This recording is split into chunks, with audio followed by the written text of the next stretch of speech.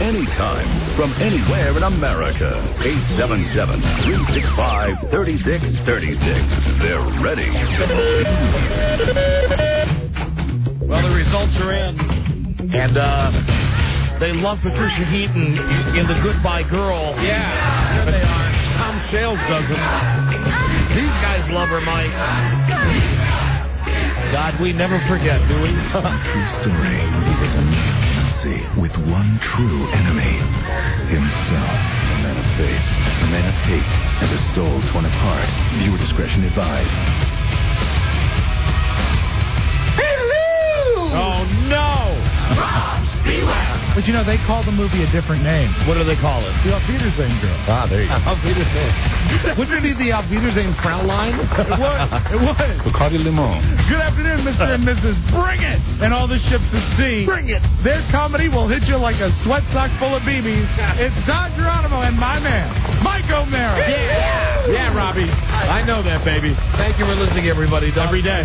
Don and Mike Show, a new episode on this Friday 1/16/04. No. Don and Mike, Buzz Burbank here. Howdy, Buzz. And yes. Bacardi Limon. Hi, and welcome to the show. You can call from anywhere in America. We do have a nationwide, regional, coast-to-coast show. 877-365-3636. That's from America, from Canada. 800-636-1067, Washington, D.C. on WJFK. You can call 202-432-1067. But again, please only call now. Yes. If you've got something of an exotique, an entertaining, a wacky... Or perhaps urgent.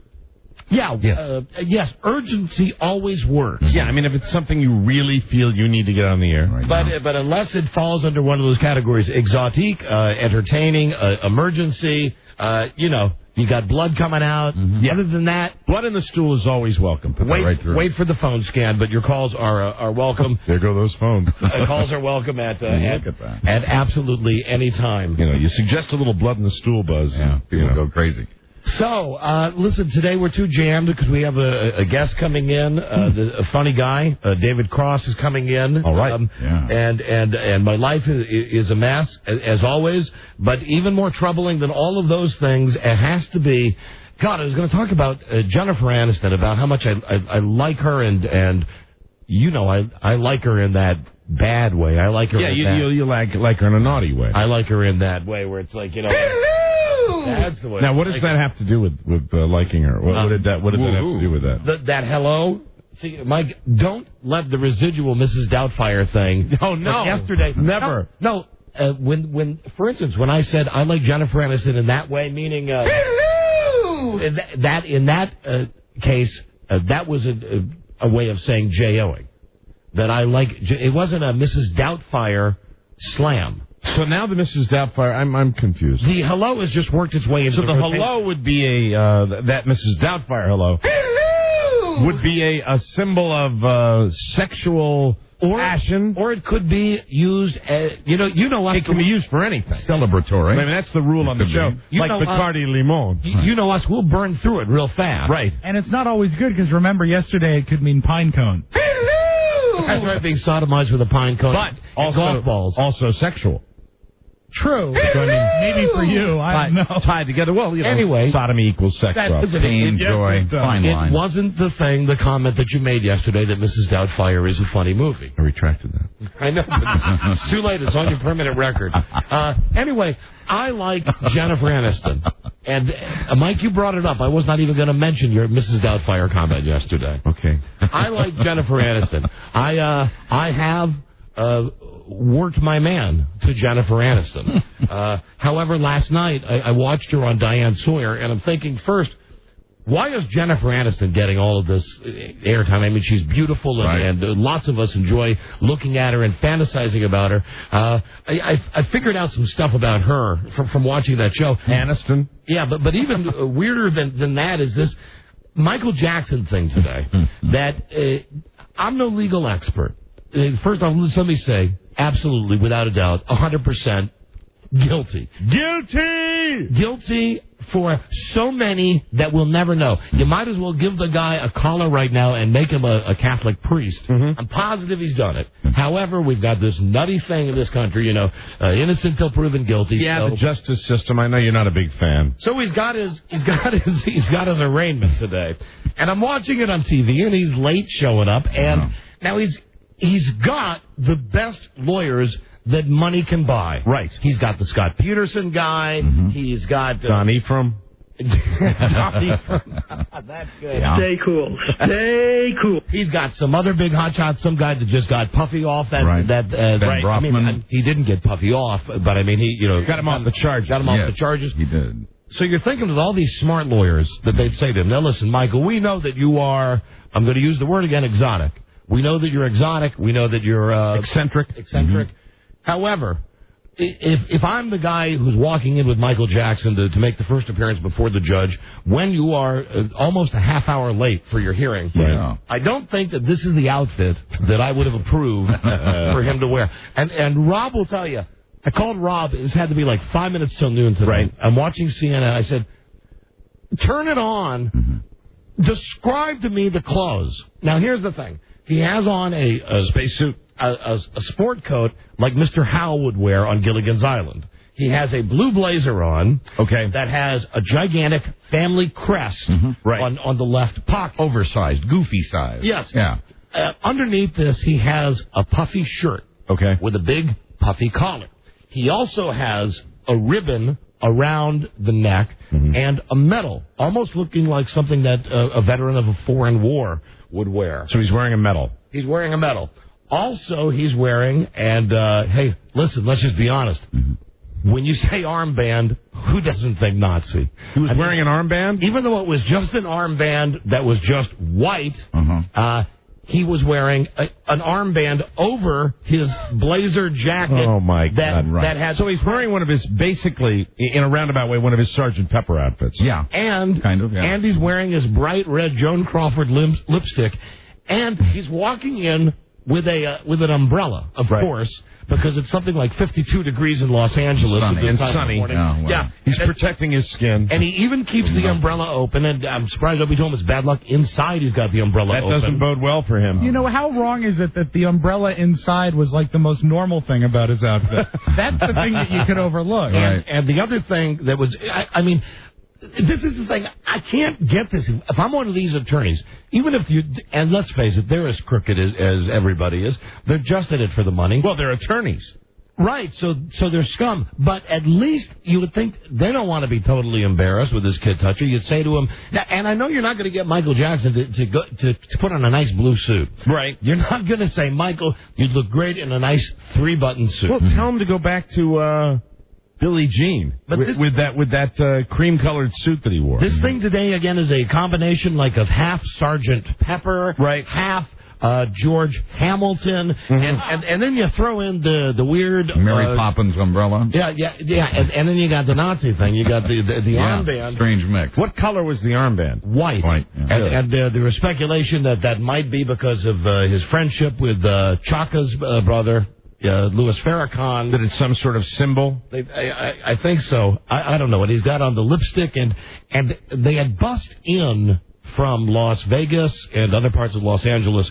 They had bust in people to show support for Michael Jackson. Yeah, there was a big demonstration. Caravan. Circus Caravan. That was his brother that did that, right, Jermaine? So you have to see this on TV as he's walking into, after he's already 20 minutes late, and he's making his way into the courthouse. And they have giant barricades up where they have these people that have been hired by the Michael Jackson machine to stand there for the most part with these signs like, "You are not alone. We love you, Michael. We love you, Michael." And as he's walking into the courtroom, there's a cameraman who obviously is not with the media. He's a Michael Jackson cameraman. Yes. Right, documenting the whole thing. Right, and there was one great moment that I don't know if it's going to be caught and replayed, but as they are walking in towards the courthouse, Michael Jackson gets very mad and stops the cameraman and takes the camera and points it away from him and points it at the crowd. Yes. And then points at the crowd to say to the cameraman, "Listen, dummy, take the pictures of the idiot people that I hired to stand here." It is... Take the pictures of my supporters. It is just in freaking incredible, and he's got the white, the pancake makeup on, and he's got at one point he's clown-like. At one point he goes to toss his hair back, and it's like a girl tossing her hair back, and I get a look at the talons on the end of the guy's hand. Long fingernails? Yes. Right. And, you never know where they've been. And sure. So sure you do. Wouldn't you say you're sitting down and you say, okay, Mike, listen, here's the deal. Okay, so your skin's a different color, that's fine. Your hair is totally different, that's fine. The aviator glasses, we can go with the aviator glasses today. That's a good look for you. And Mike, we've got a 3-piece suit in the back room. Yeah, wouldn't you just put it on? Right now, that metal, take it off. And whatever it is with the armband, take it off. So then he gets in there, and the first thing the judge says to him is, hey, dude. What's that outfit? No, the first thing was, hey, dude, you're late. Oh, really? And I guess Michael Jackson says, it's a crowd at the food line. Just couldn't make it on time. He had to go to the total crowd at the food line. He just couldn't make it on time. He said he had to go to the bathroom. Yeah, and is that what he said? Yeah. And the judge had to go number 2. and the judge was just pissed at him. What an awful way. That's not smart. No. To start this. Anyway, who dresses this guy? I mean, you know what I mean? Does. He's got the highest powered, the absolute slimiest lawyers in the world, and they're the best kind. You mean to tell me that they get in the car with him and they go, okay, this is the look that we're going to present today. Right. To prove to America, to prove to the world that the king of pop is not a kid toucher. Well, what is the skin condition that he's alleged to have? Is it vitiligo? Yes. That's it. If I was advising him, I'd say, take the makeup off and do it that way. That sounds like something Granny would get on the Beverly Hills. Vitiligo. Jet, hit some vittles. I want some vitiligo. But okay, so that's Michael Jackson, and he's just nuts. Wait till you see the pictures tonight on the news, and you'll know that I'm telling you the truth. And I'll have more later too. Now this Jennifer Aniston thing, I love her. I voted her the hottest girl. I think 3 out of the last 5 years that you and I have been doing this contest. And it's not that she's so beautiful. There's just something that's very sexual about Jennifer Aniston. Yeah. And she's interviewed last night by Diane Sawyer. And so, how is it being a star? One of those tough questions. It made me sick that she's crying. Jennifer Aniston's crying. Now, listen, I know she's a girl. I know girls cry more than boys. I know she's on this TV special, and they probably expect her to cry. I stand up to any woman. I think I can cry more. I know that. I know that for a fact. You're champion. Before every show. Champion. That's sobbing.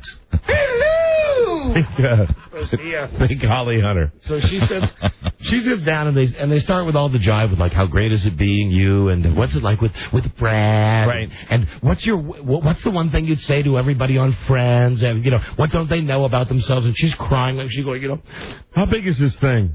It's really sad that Joey doesn't know how really talented he is. How you doing? But then I think it's the real reason that she's crying and she's so upset.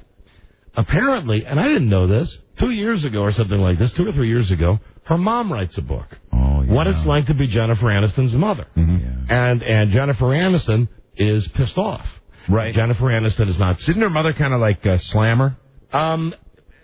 Depending on a little bit. Again, I've not read the book, so I don't know. All I know is that I seem to remember a controversy around that book. Right. The presentation Jennifer Aniston was making was, my mom just wrote this book to make some money off me. So they're estranged, I guess. Very much so. And have not spoken to her in years. Mm-hmm. So Diane Sawyer, who's sitting there, with her barely able to keep herself. There's a lot of maintenance into that Diane Sawyer. Oh, Diane Sawyer needs. I think they start on her about noon. So she's, she can barely move for prime time. Right. She's so Disney, animatronic, right. Robot like.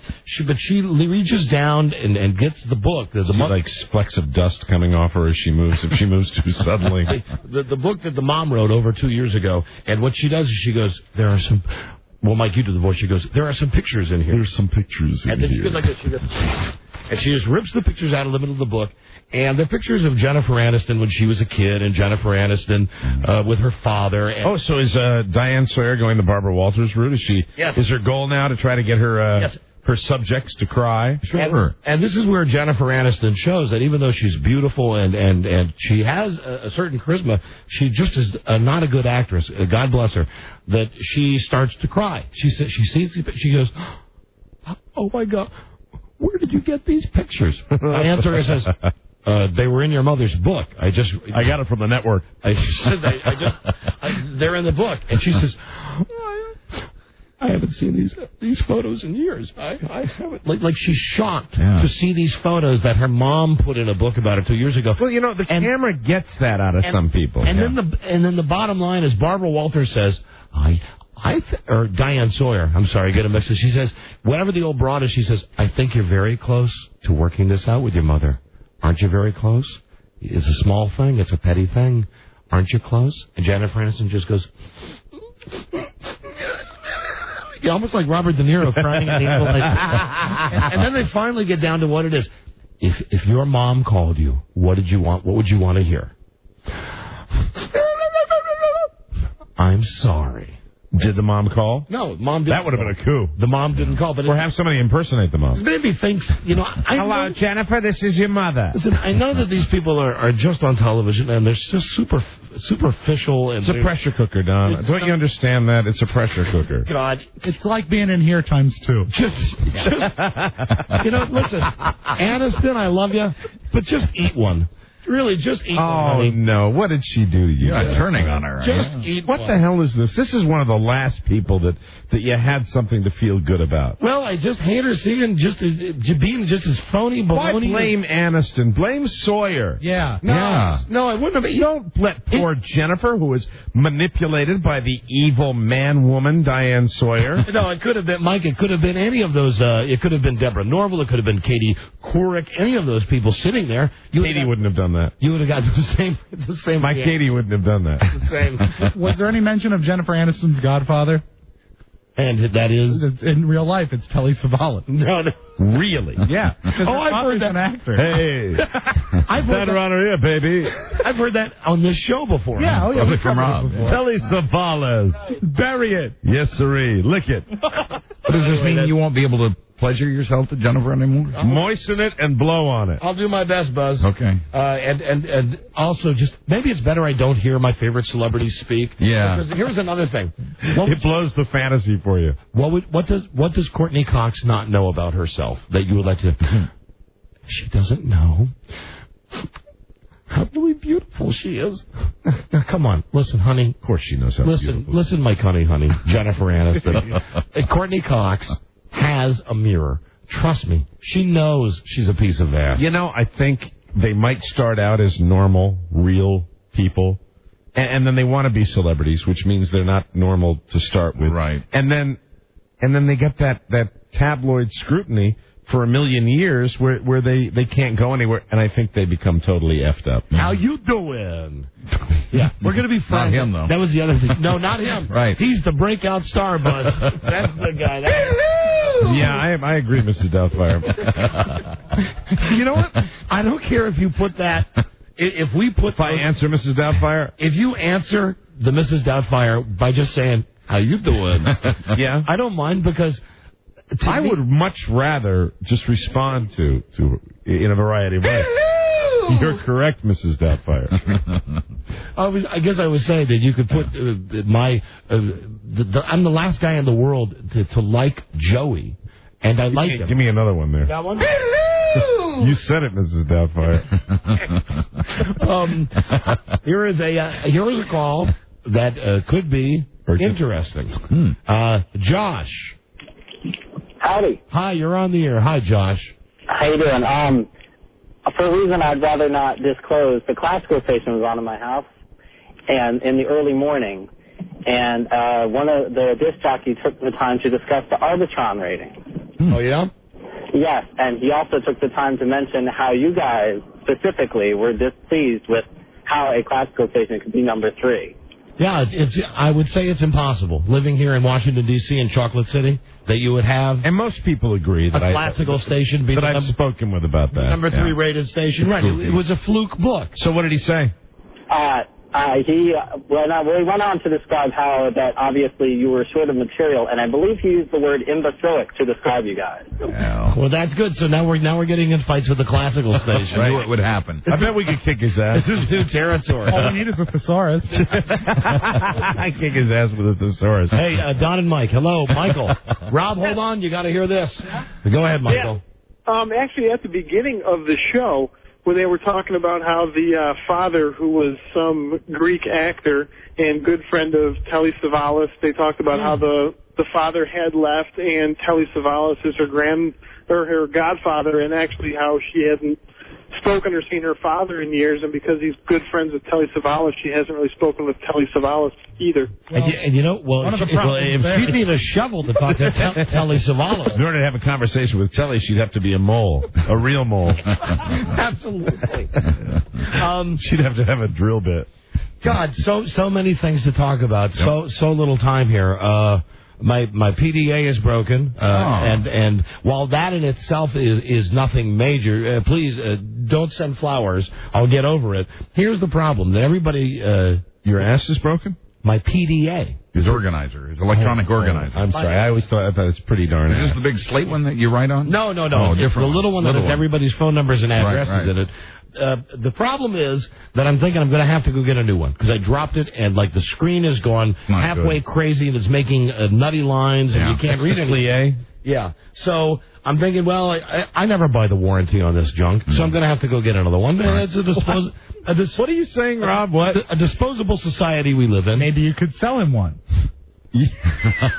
Rob knows that I have one that I don't use. True. Spends a lot of time in your house. Yeah, it does. It sits there. It's sitting there right now. You got that same model one that I have, right? I have the exact same one. Sony Paperweight. Yeah. How much you want for it?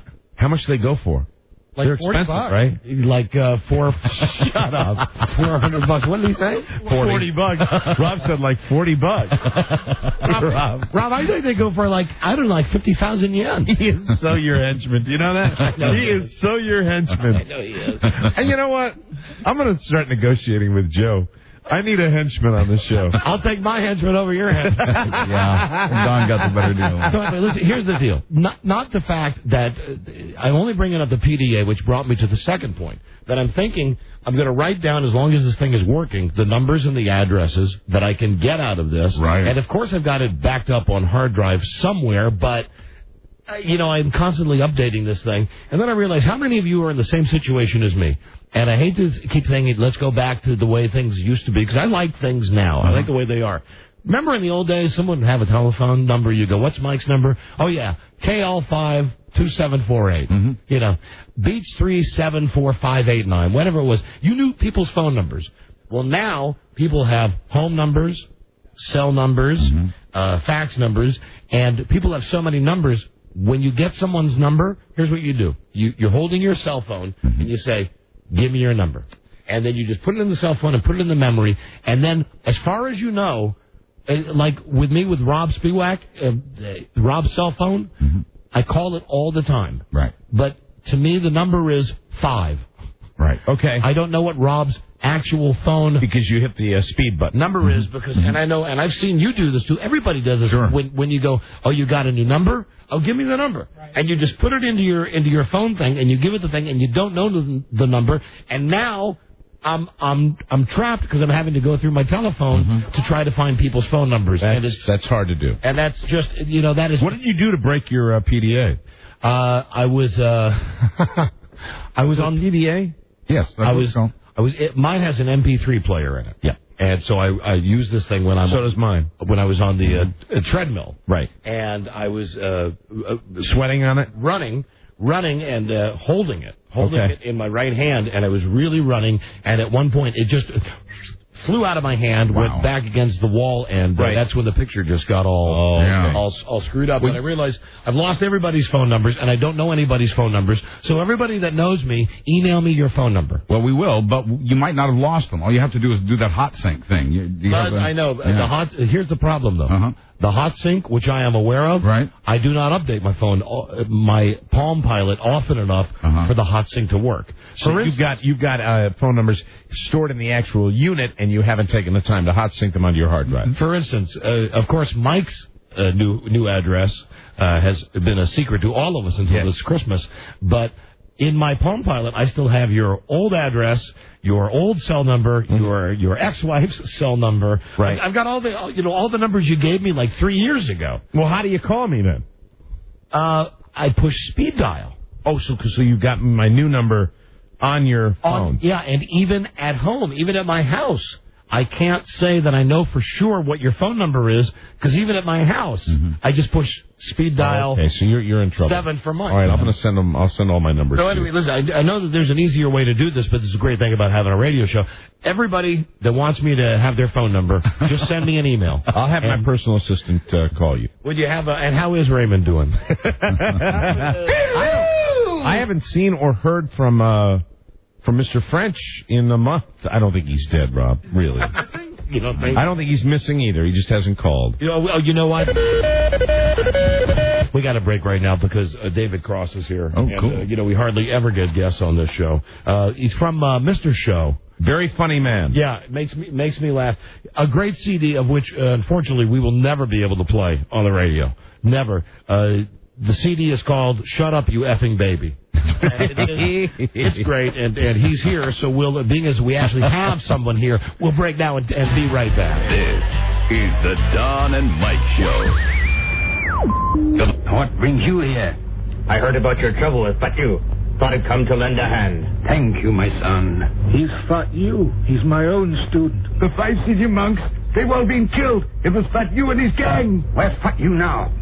Well, I'm not really sure. What'll we do? As for Fat You, deal with him as you think fit. The Don and Mike Show. They're more soothing than a pair of buttery soft moccasins. Don Geronimo and Mike O'Mara. Kind of our tribute to Craig Wilson. Yes, the ring. I bet he likes Lang Chung. I bet he was into that whole theme. Back in his dance hall days. All right, bring in David Cross, please. Yeah. Who many of you know from Mr. Show. He's funny. That's the only way I can describe him is funny. Very. He was in the funny in a dangerous kind of way. Men in Black movies. Mr. Show on HBO was a show that just every single time you watch. How are you? You guys had such balls to do such great stuff on HBO. Turning your cell phone out right there. You're turning it off. That's turning nice. it off. Like in a movie theater, you turn your cell phone. Very, very polite. I've been a fan of this guy's for a long time, and although I will take the ridicule that comes with saying... Rob, can we get the blinds out there? Because he's going to lose his corneas before the interview starts. I'll take the ridicule that comes with actually having admitted to have watched Just Shoot Me. But when you played a guy who pretended to be retarded... That, my friend, and greatest moment. Here is David Cross. Yeah, that was funny. Admit it, it's the greatest moment in television history. Well, I'm glad you have it in perspective. That's a good thing. It would be way up there because we're on a top three. Lucy with the Vegemite, right? Kennedy getting shot, and me. God. And you being Donnie the retard. Now, did you come up with that yourself, or did somebody share that with you? That it's one of the top 3 moments.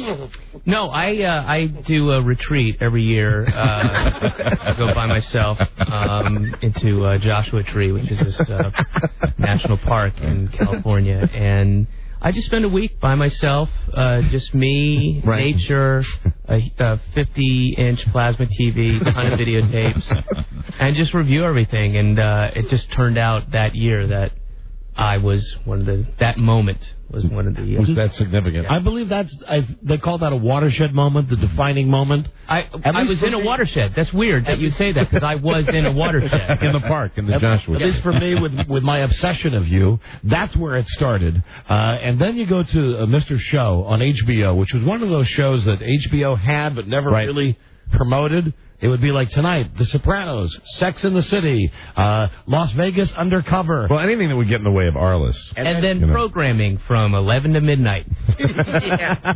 But you guys, on that show, Mr. Show, and the other guy was funny as well. Bob Odenkirk, yeah, but it seemed to me that more than him, you were willing to, maybe it's just the way it happened when you guys wrote it, you would end up saying the worst stuff, the funniest stuff, the stuff that it takes balls to say. Oh, I don't know about that. I mean, he did his fair share. I mean, come on, he did the swearing preacher. How do you get ballsier than that? Well, anyway, he did lots of stuff. You're pretty funny, and also in The Men in Black. Hold on a second. Embarrassing. Listen, tune in. He's turning away. Have you ever experienced that on a radio show before? You know what that was, David? That's nerves. That's nerves right there. Because I'm a fan. He is a big fan. He's very excited to have you here on the show. That's nerves right there. That's the. I've met some fans before have been excited or nervous, but nobody's ever spit up.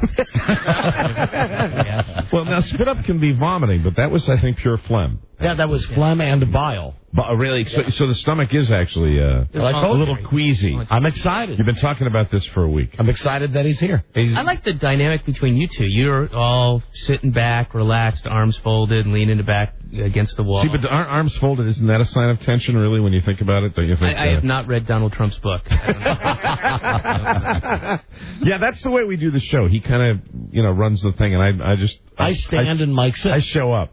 That's cool. That's it. Is that all right? Yeah. Okay. But that the thing with this guy is that he's one of these actors, one of these guys, comedians. You'd see him and you'd go, "Hey!" And how often do you get that? Are you talking about me like I'm not here?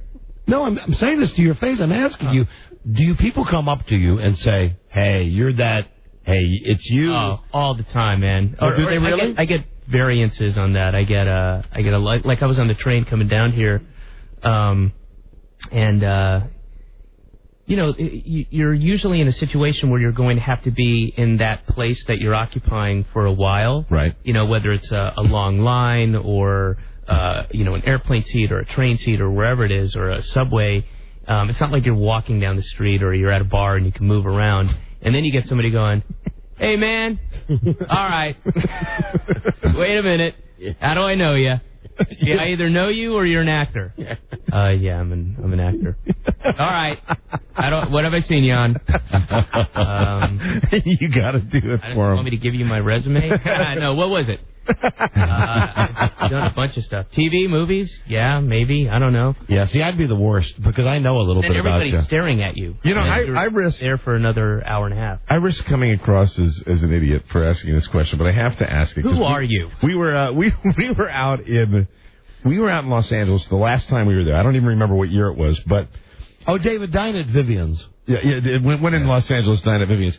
There's a look out there. I just had a theory. You're one of the guys that has this look. Yeah. It's the glasses. It's kind of the short cropped hair. And I was out there. Such a pleasant euphemism for bald. But you're bald. But and I don't know if this question makes any sense, but I have to ask it. You know what he is, Mike? If I could just break in. What's that? He's a dreamier Billy Crystal. No, wait. Let me finish this question because I've been thinking about it, and I don't know if it's ever even crossed your mind, but I got a feeling there were a bunch of guys the last time I was out in Los Angeles that had kind of your look.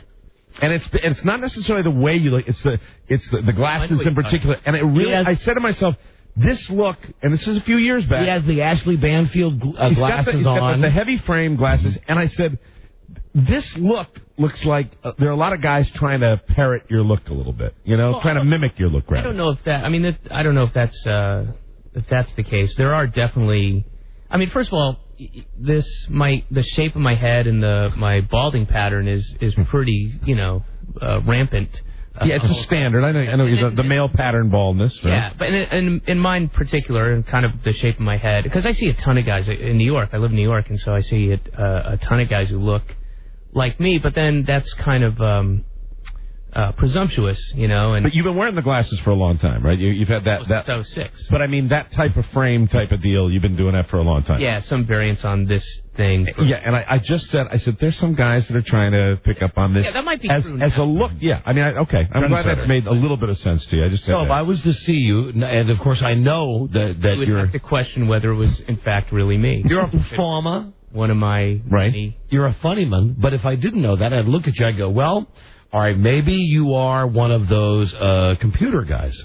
I mean, that's what I would think. Sure. A computer guy. Right. I think maybe, and I don't want to offend you, but you also have the. He could be a program director. I'm sorry I said it, but he could be a radio program director. You guys just say nerd. No. Or you could be the overzealous sales guy in the Gap.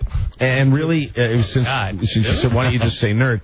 Being a radio program director is far more sinister than a lowly nerd. Anyway, it's a unique look. Boy, we are just bowling you over, aren't we? No, you're contradicting yourself because you're saying it's a unique look, yet you just told me when you were in Los Angeles you saw tons of guys. That was Mike. That was me. See, I think it's a unique look. Sometimes we have one brain. You got me coming and going over here. Let me mention that David here in D.C. will be at the Improv tonight, tomorrow night, Sunday night. Wow, now is that new material every show, or do you do the same jokes? Oh, God, no. It's probably about 80% the same jokes every show, and then there's I have a bunch of stuff I'm doing. I'm recording a CD during the show. A live CD? No. I'm burning a Nickelback CD. I'm in the green room. There we go. Good. He's warming up, ladies and gentlemen. So you work with an assistant? So it's yes, I have 2 magicians assistants. 2 on Friday, 2 on Saturday, and then on Sunday. 2 on Sunday. Too. Oh, 2 on Sunday. Because everything. God bless the Virginia, Washington D.C. area, but everything's sold out. Wow. We're selling out. Oh, good. Shows. And Mike, we came here just to be nice. You don't really need to promote your appearance then. Yeah, that's true. But I'll tell you why I'm here. Normally, I really don't like to do radio, and neither do I. But I'm good friends with Patton Oswalt, and I just worked with him in San Francisco last week, and he's like, "Oh, you gotta, I told him I was coming out here because I actually came down here because he said he was telling me how great the club was, and they said, "Oh, you got to do this show," and mention your show, and he's like, I know you don't like to do that stuff, but these guys are pretty cool. So really Patton Oswalt, and I saw him actually. I've never done this ever, but went to saw 2 shows, 2 consecutive nights at the Improv. That's how he's great. How great he is, and I don't think he repeated his jokes, David. I'm pretty sure that Patton had new jokes. Don, I have to tell you, and I hate to sell out Patton. New material between shows. I hate to do it, but the night I was there, he did do some repeating. It's going to happen. David, and as a matter of fact, First Class Limousines. How cheesy is this? We have to get this plug in right now. Right. www.firstclasslimousines.com with the transportation for David. Look at limo have any appreciable odor, David, when you were coming over here? Just to, I know we're giving them a plug, but I just want to make sure everything was okay. Yeah, everything was fine. I need some tip money for the guy, though. Okay, all right. Rob, can you help him out? Now, look at all these calls we have for you from all across America. Everybody knows you. Bob in California. Hello, you're on with David Cross. Oh, hey, David. Hello. How you doing? I'm good. How are you? Listen, you got to do Donnie's most famous line. Chicken pot pie. You just did it for me. Come on, you got it. Come on, he's not your clown. He's not. I'm not making him perform my favorite bit. That was just a classic example of what you had just said moments earlier. Right? That's exactly what happens to you. But thank you to that gentleman for reminding everybody. Mm-hmm. I didn't know this show was national. It's national. Yes. Oh, okay. I didn't tell you that. Sure. No. Watch this. Here's a call in. Reno. Hi, Don and Mike show. I know it does. You look at us, and I know we look like schmucks, and look at the station, and I'm sure maybe you've heard the show. You're adorable. Oh, thank you, David. It's impossible to believe. We are nationally syndicated regionally. David? Right. Yes, sir. Reno. I cannot believe the guy before me stole my thunder, but that is the universal theme for a retarded person whenever we hear this chicken pot pie. They love it. Oh my God! You gotta, but don't keep that with us. You've got to go to every retarded person you can and stand in front of them and point to them and then say that line to them. And would you do it? I mean, 2 guys in a row. Would you give it? No, I've never done it, so I can't break. Okay, all right, okay. I never. I actually worked with retarded people, so I have lenient. Right, sure you do. So do I. Hello, here's Nick in Baltimore. Nick, on Live 105. Hello. Fuck me. Oh my. Well, I think he said suck me. He did. Hey, David. Yeah. I'm wondering when TTRMO is coming back on tour. I think. Well, we're actually talking about trying to do something in late spring, early summer. Excellent, for real. Yeah, for real. All right, see ya. Here's Ricky in Vermont. Ricky, cold, right? Really cold in Vermont. Really, really cold in Vermont. Not fake cold. What? Yeah, I came down from New York, and that was it was crazy there. So it was amazing. Awful in Vermont. 2 days ago, when you guys were talking about how it was 0 in Washington, it didn't get above -8 in Burlington. Wow. All day. So hang in there. Hey, I just wanted to say that I love the show. Thanks. And love Mr. Show. Wish it was still on. Wish I could get it somehow. It's not like out on DVD or anything, is it? Are you serious? Is it? David, see, here's what you don't get. Google. Google? Google. Yeah, it's the first 3 seasons are out on DVD, and then we'll probably have season 4 coming out. I don't know. Later. You know what's one of the best treats was back when the show was in rotation on HBO, even after it was off the air? Mm-hmm. That every once in a while you get up in the morning and you're just flipping around like 9:30, and you get down to like HBO 4, and you would see, oh, hey, look, Mr. Show. Excellent. So it would be in the middle of like the Matt Damon horse movie, and what's the one with the Short Circuit? Short Circuit, which was the most, and now it's been replaced by. Well, Short Circuit still makes it into rotation once in a while, but I'm trying to think of the most overused cable movie. Right. Hold on, I have to ask you. Here's another thing. What is it, Robbie? Majestic is on too much. The Majestic. That's on a lot. You're on the Celebrity Poker Show. Yeah. Wow. Now, who'd you play against? Initially, I played against Mimi Rogers, Carrie Fisher, the wonderful Scott Stapp, and Tom Green. Wow, that's a good table. I beat that or won that game, and then went to the finals. All right, the legitimacy of the celebrity poker phenomenon. Do you think all of these celebrities legitimate poker players that played before, or do you think because it's so hot that there's a you see celebrities interviewed and they all say, oh, I have my regular Tuesday night game. I don't buy it. I think that it's a new phenomenon. I read something. These guys all had coaches. Do you have coaches when you were doing this? Like they would say, go all in now, or no. That's not what happened. There was the guy. Phil Gordon, who was one of the commentators, who's one of the ex-champions, right. And 2 of the producers are big-time poker players, and they had given us little tutorials before we shot the show, but literally an hour before. You got a package in the mail, which had like a book and a couple one-page synopsises of what to do and percentage betting, and then they actually gave you some kind of hands-on. Okay, I'm going to do this. Let me see your cards. What would you do? What would you do here? And that lasted maybe half an hour. It looks relatively relaxed. I mean, it looks like people are legitimately having a good time. But it would seem to me I'd be very nervous. We were so hungover. I can't speak for.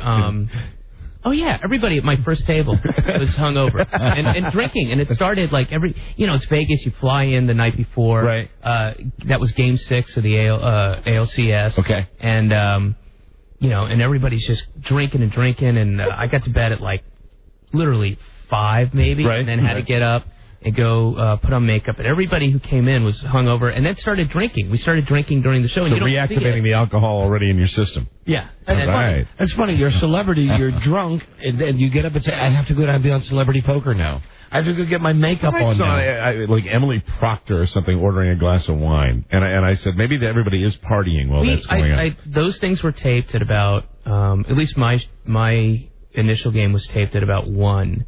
And I had to get up at about 11:30, and I had about whatever that is, 6.5 hours sleep, right? And they just start drinking again because who cares? Who cares? That's like a blast. Fun, and I'm just goofing around. So it's as fun as it looks, is what you're saying, right? It was really fun. I did not expect it to be that. That's great. That much fun. That makes it. That motivates me more to watch it again. David, here is. Yeah, go ahead. Oh, I'm sorry, Mike in California. Hey, David. And Don and Mike. Hi, guys. Not to bypass you. I understand you also did an episode of Arrested Development. I did. Yeah, I did a handful here and there. That's all right. Well, our listeners won't be hearing that. No, of course That's got to be deleted out. That's the I name had of the to throw that CD. one out there too. All right, thanks. But you can just delete the F word, right? No, it has to. We're on a 30-second delay, so it just takes out that whole chunk. It doesn't just take out just the word. Have we mentioned the name of the CD, though? And that's what the guy said. Yeah, right. No, I mentioned it when he first came in. Effing, yeah. Yeah, right. Don and Mike show. That's it. It's just called effing. Corey. Hey, what's up? This is Corey. How you doing, David? Good. Where are you calling from? I'm calling from Springfield, Virginia. All right. I just want to tell you, man, I'm a big fan of Mr. Show, you and the Bob. I really liked, I was really excited to see the Run, Ronnie, Run movie, but I was pretty disappointed, man. So was I. I heard that you guys didn't like the final cut. Yeah, well, it was more than just not liking the final cut, which we didn't like, but we didn't, we had a pretty grave and serious falling out with the director who basically took the film away from being a collaborative effort, and you really, that's where a movie's made, is in the editing room. And we never got access to dailies, and which is just the everyday, all the stuff. That's pretty effed up, isn't it? It is. We were surprised, disappointed, angry.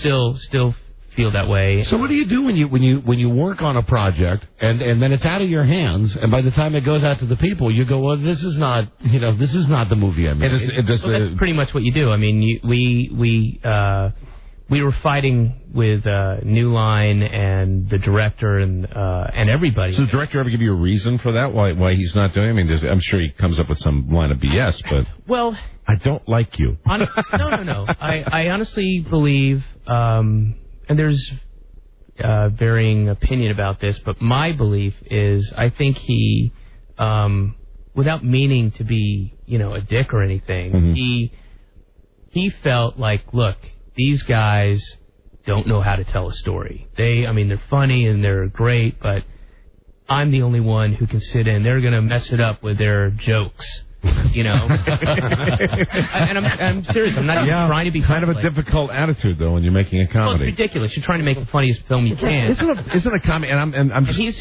making it more like an Adam Sandler film, which is fine, but we're not Adam Sandler talent, and we didn't write an Adam Sandler. It isn't really, aren't the best comedies, in my opinion, really, I think the best comedies are really just a series of gags thrown together. I mean, really, that's what you remember about great comedies. You remember the moments, the special moments, the jokes. The jokes. Never mind, that has nothing to do with you. Thank you, though. Don't do that anymore. Who do you think is funny? He didn't do that, David. That was just a sound effect. Did you really think that sound was coming from that man over there? That was not even capable. Was being pushed, and then that couldn't make that sound if I wanted to. Out of everybody out there now, who do you think is funny? There's tons of funny. Friends with Jack Black?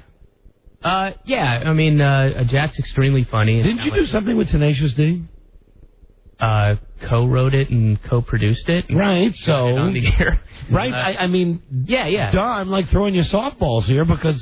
Well, yeah, Jack's obviously extremely talented and funny, and so is Tenacious D. But I also want to kind of plug people that you might be a little under the radar that you should be hearing about.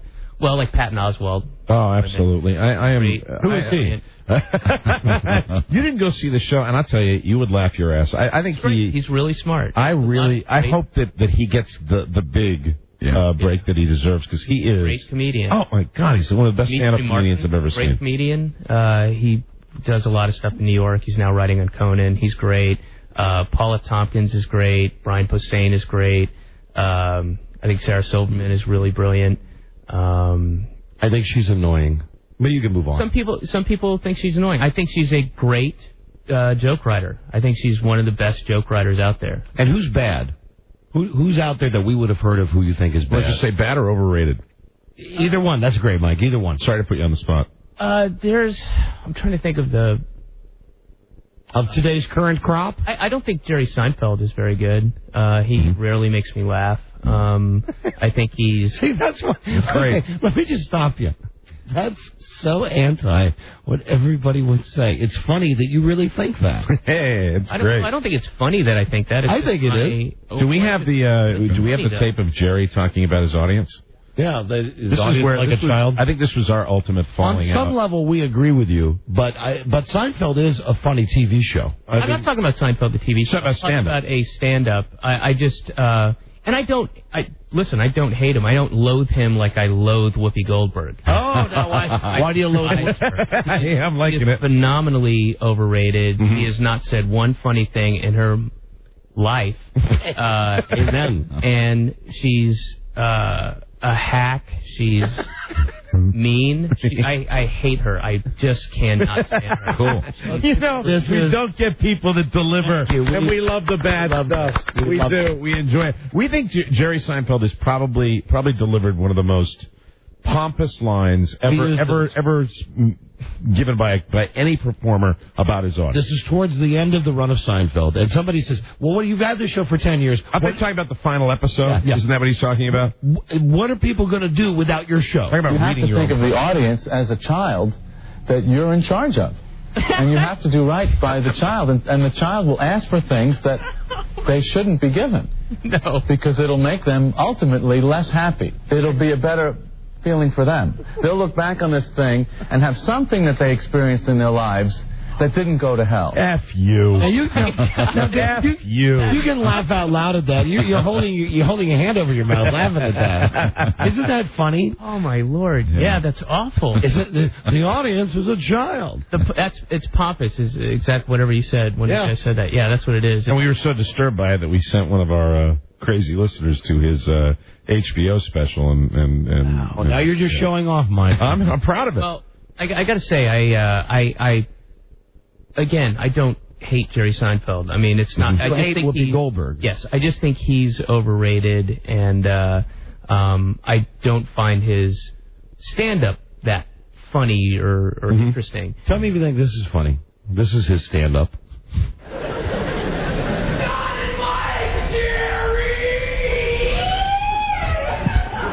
That's live on HBO. Live on HBO. They edited it out. One of our listeners yells, "Don and Mike, Jerry." Now he responds. I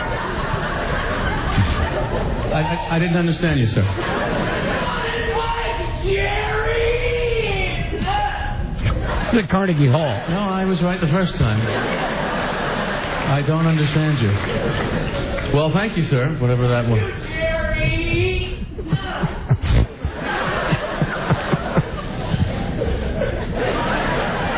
And he doesn't know what to do with it. He can't. And what's amazing, a guy that's got that much experience in comedy clubs, I think Sam Kinison had one of the greatest retorts to a heckler that I've ever heard in my life. We can't repeat it on the show, but oh no, your mom told me that you'd be. Well, that's what it was somebody yelled something. He said, "Well, that's what your mom said." When I was effing her today. But no, that's right.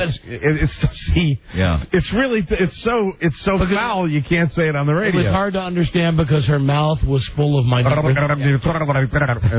the whole, and it was great, and I would think that's part of the deal, right? You gotta sit down. Do you write retorts to people like that do that, or is it always spontaneous? Well, it's spontaneous because what people yell out is so random and arbitrary, and drunken, and you can't make out half of it. And, and the situation is different whether the crowd's with you or sometimes you react out of anger and sometimes you react out of total confidence, and sometimes just not even replying and just giving a look will get, as you've just played, will give you, get a reaction. Yeah, he obviously got the audience was, but they were going along with it as they always have, I suppose. A couple more calls, because all of these lines are jammed for you, okay? Here's Brian in Kansas. Must be Wichita, right? Brian.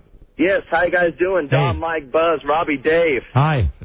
Hey, by the way, Mike, on your recommendation last night, I went out and rented Mrs. Doubtfire, Comedy Genius. I know my comedies. Anyway, go. Come on. Just real quick, David. Hey, I've worn my CDs out. I wish HBO would get another chance because you guys have gotten so many fans now from just the DVDs alone. And the monkey wants to know, why would you blow up the moon? But hey, if your career ever plummets, would you please come to Wichita and do the Looney Bin? The Looney Bin, is that really the name of the club? Oh, the Looney Bin, Don and Mike, you're welcome too. Come on, Buzz. The three of us are going out there, road trip. Road trip tomorrow. Something to look forward to. The Looney Bin. Looney Bin. Hi, Don and Mike Show. Tim. Hi, guys. How you doing? Love the show. Thanks. David Cross got tickets to the early show. My wife's treating me. Oh, you are one of the funniest people of our generation. Underappreciated. and can't wait to see you tomorrow night. So if I got my pants down around my ankles, it's because I love you. Thank you. All right. I know he'll look forward to that. Goodbye, Karen, Sacramento. Karen. Yes, David, I love you so much, and I want to congratulate you on how you ended up on Celebrity Poker at the finals. Oh, thanks. You and Nicole Sullivan are two of the really the funniest people. And I was wondering if there was anything backstage, to tell us that happened that possibly was funny, because Affleck and Schwimmer were still back there. Yeah, there was a knife fight. Yeah, between Affleck and J-Lo. It was weird, and nobody knew what to do because they're huge superstars, and they both carry these laminates that say they're above the law. So wow, it was special cards. It was strange. Let's see one more. Shay. What kind of a name is that? Shay. Iris. Shay. Irish. Hi, Shay. Hi, Shay. Hi, I just wanted to tell David Cross how cool it is that he's in Fairfax. I work right down the street, and of all days, I went home early. So it kills me We could that... have gone to Burger King.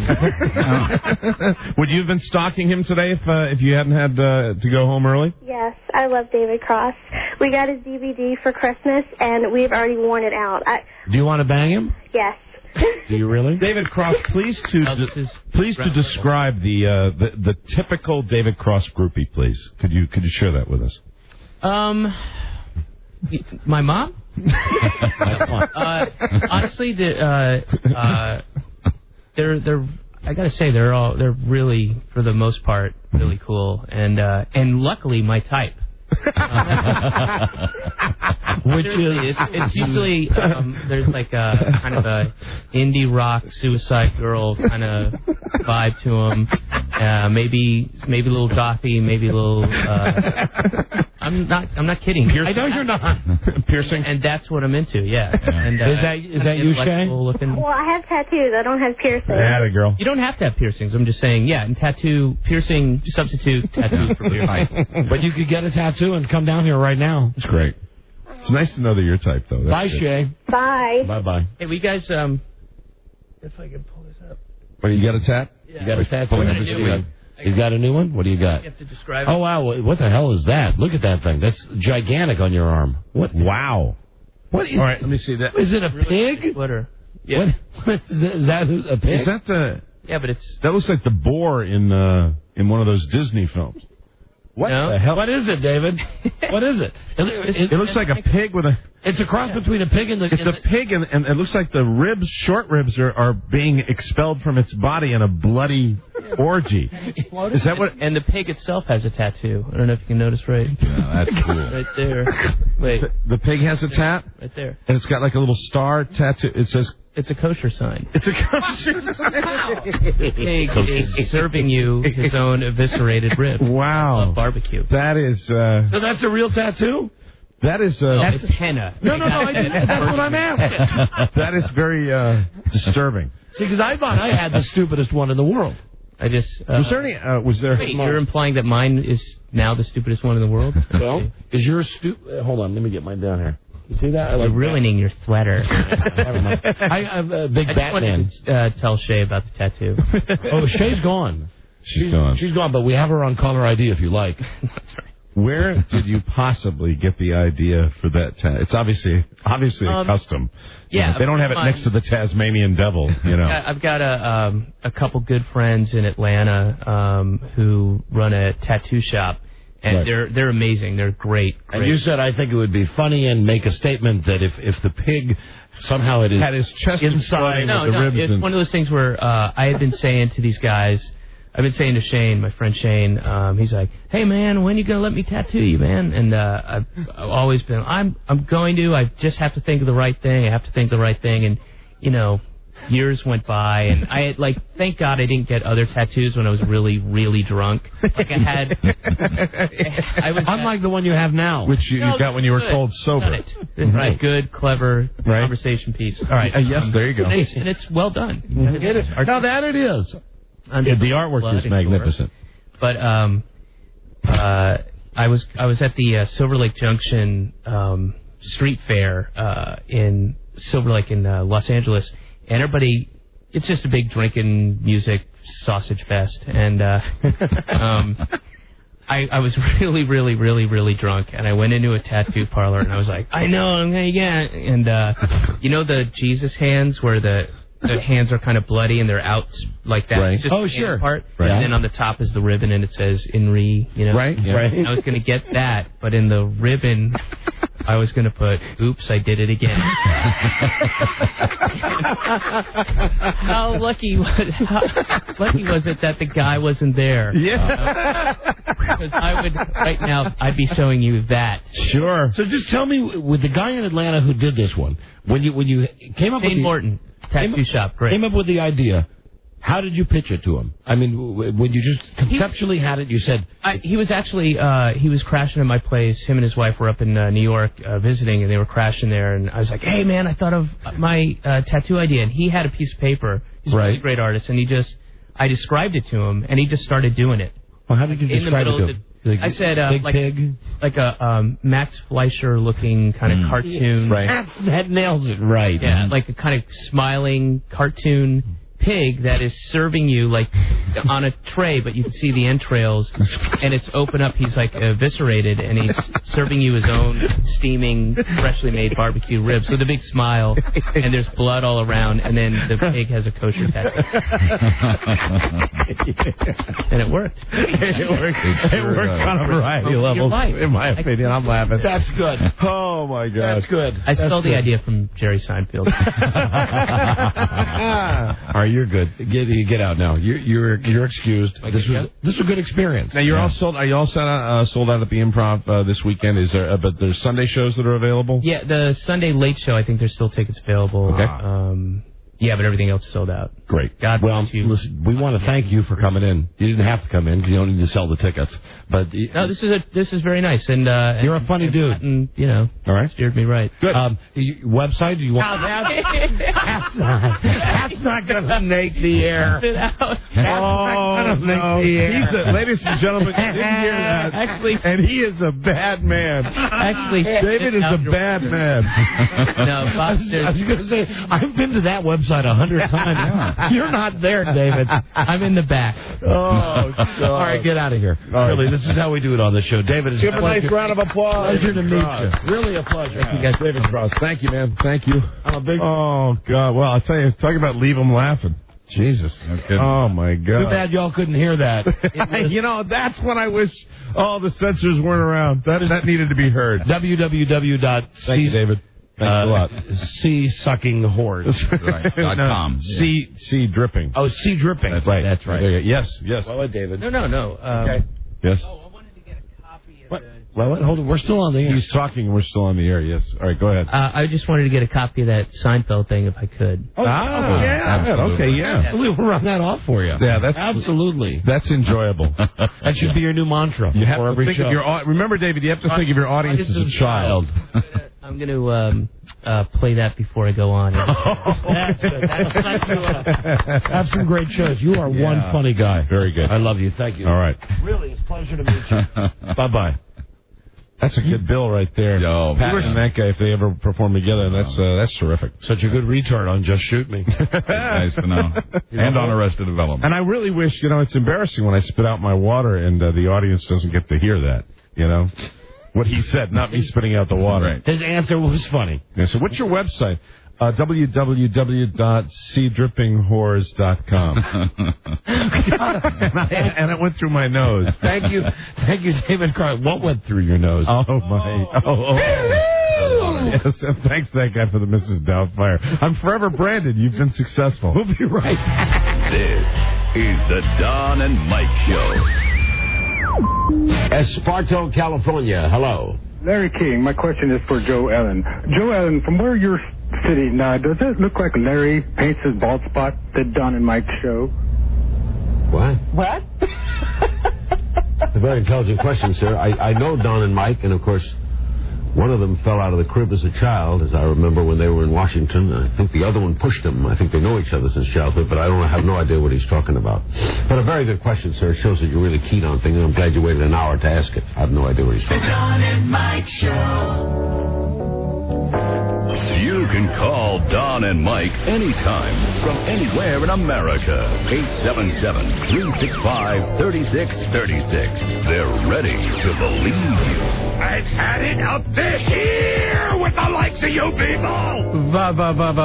Donning. The Don and Mike Show. Yeah, don't forget that next Thursday we're giving away a trip to the Super Bowl. Wow. 4 nights, 5 days. Doing a Super Bowl 38 round trip air at Houston Hotel. Tickets to NFL Experience, breakfast, daily hotel, airport transfers, courtesy of AOL Top Speed, AOL for broadband.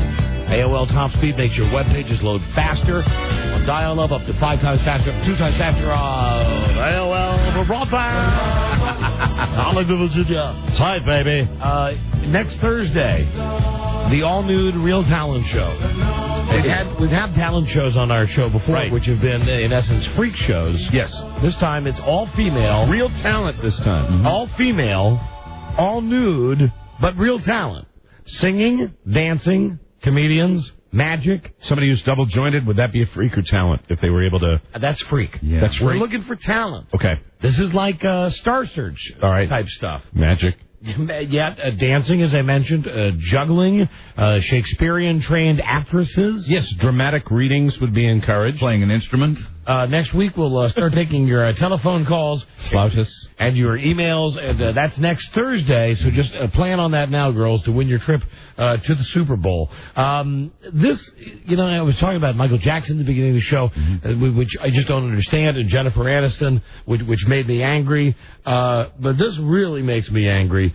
The fact that Jessica Simpson, for a while it was cute. The whole, Chicken of the Sea. It was cute.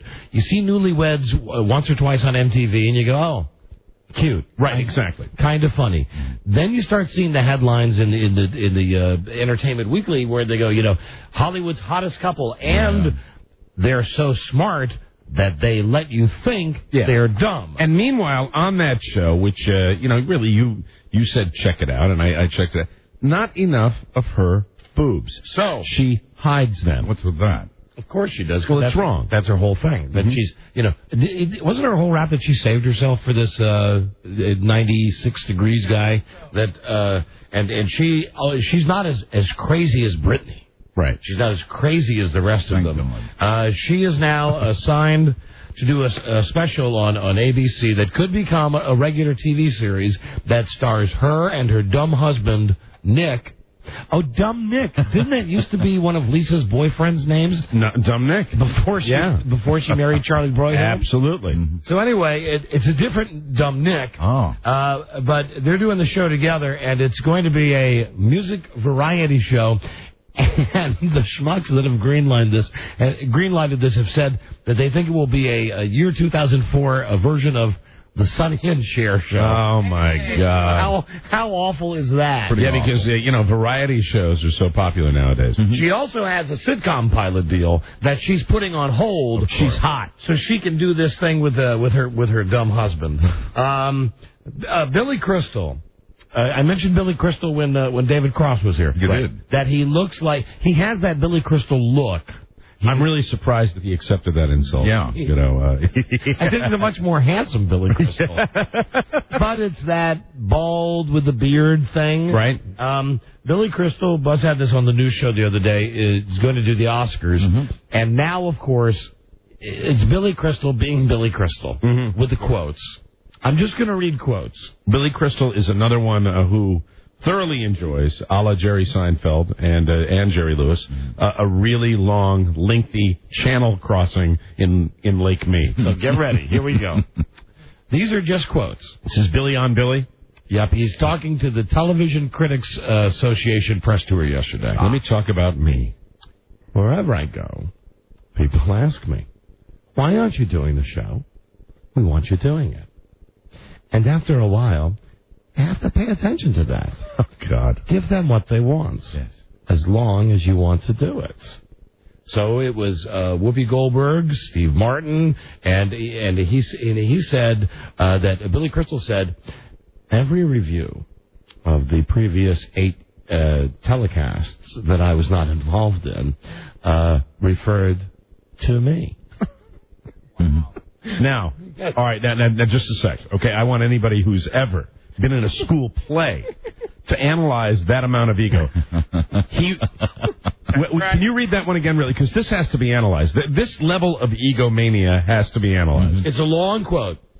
While I was away, Whoopi Goldberg and Steve Martin did a fine job, an excellent job of emceeing the Academy Awards. Although I did notice that every review of their work referred to me. Oh, he's the gold standard. No. So he's reading other reviews. Now he goes on. Just look at these quotes from Billy Crystal. Right. For the 8 years that I was not doing the show, I saw polls in newspapers and magazines that ranked me among the event's favorite hosts, which is what made me think the entire notion of coming back. You see your name up there with Bob and Johnny, and you go, wow, because I never think of it that way. No, not at all. That's why you just mentioned that. Let me see. The Oscars are a month away. Billy Crystal has his comedy team ready. Yeah, his comedy team is ready. His writers. With the possible jokes and sketches. It's like creating a football playbook with options. It just depends who wins. God. Now, hold on. There's more. There are more. See, the thing is, you find one stupid thing that Billy Crystal says. Right. And you do a search, and you can find all of his quotes just released yesterday. For instance, Billy, how come you have not hosted for the last 8 years?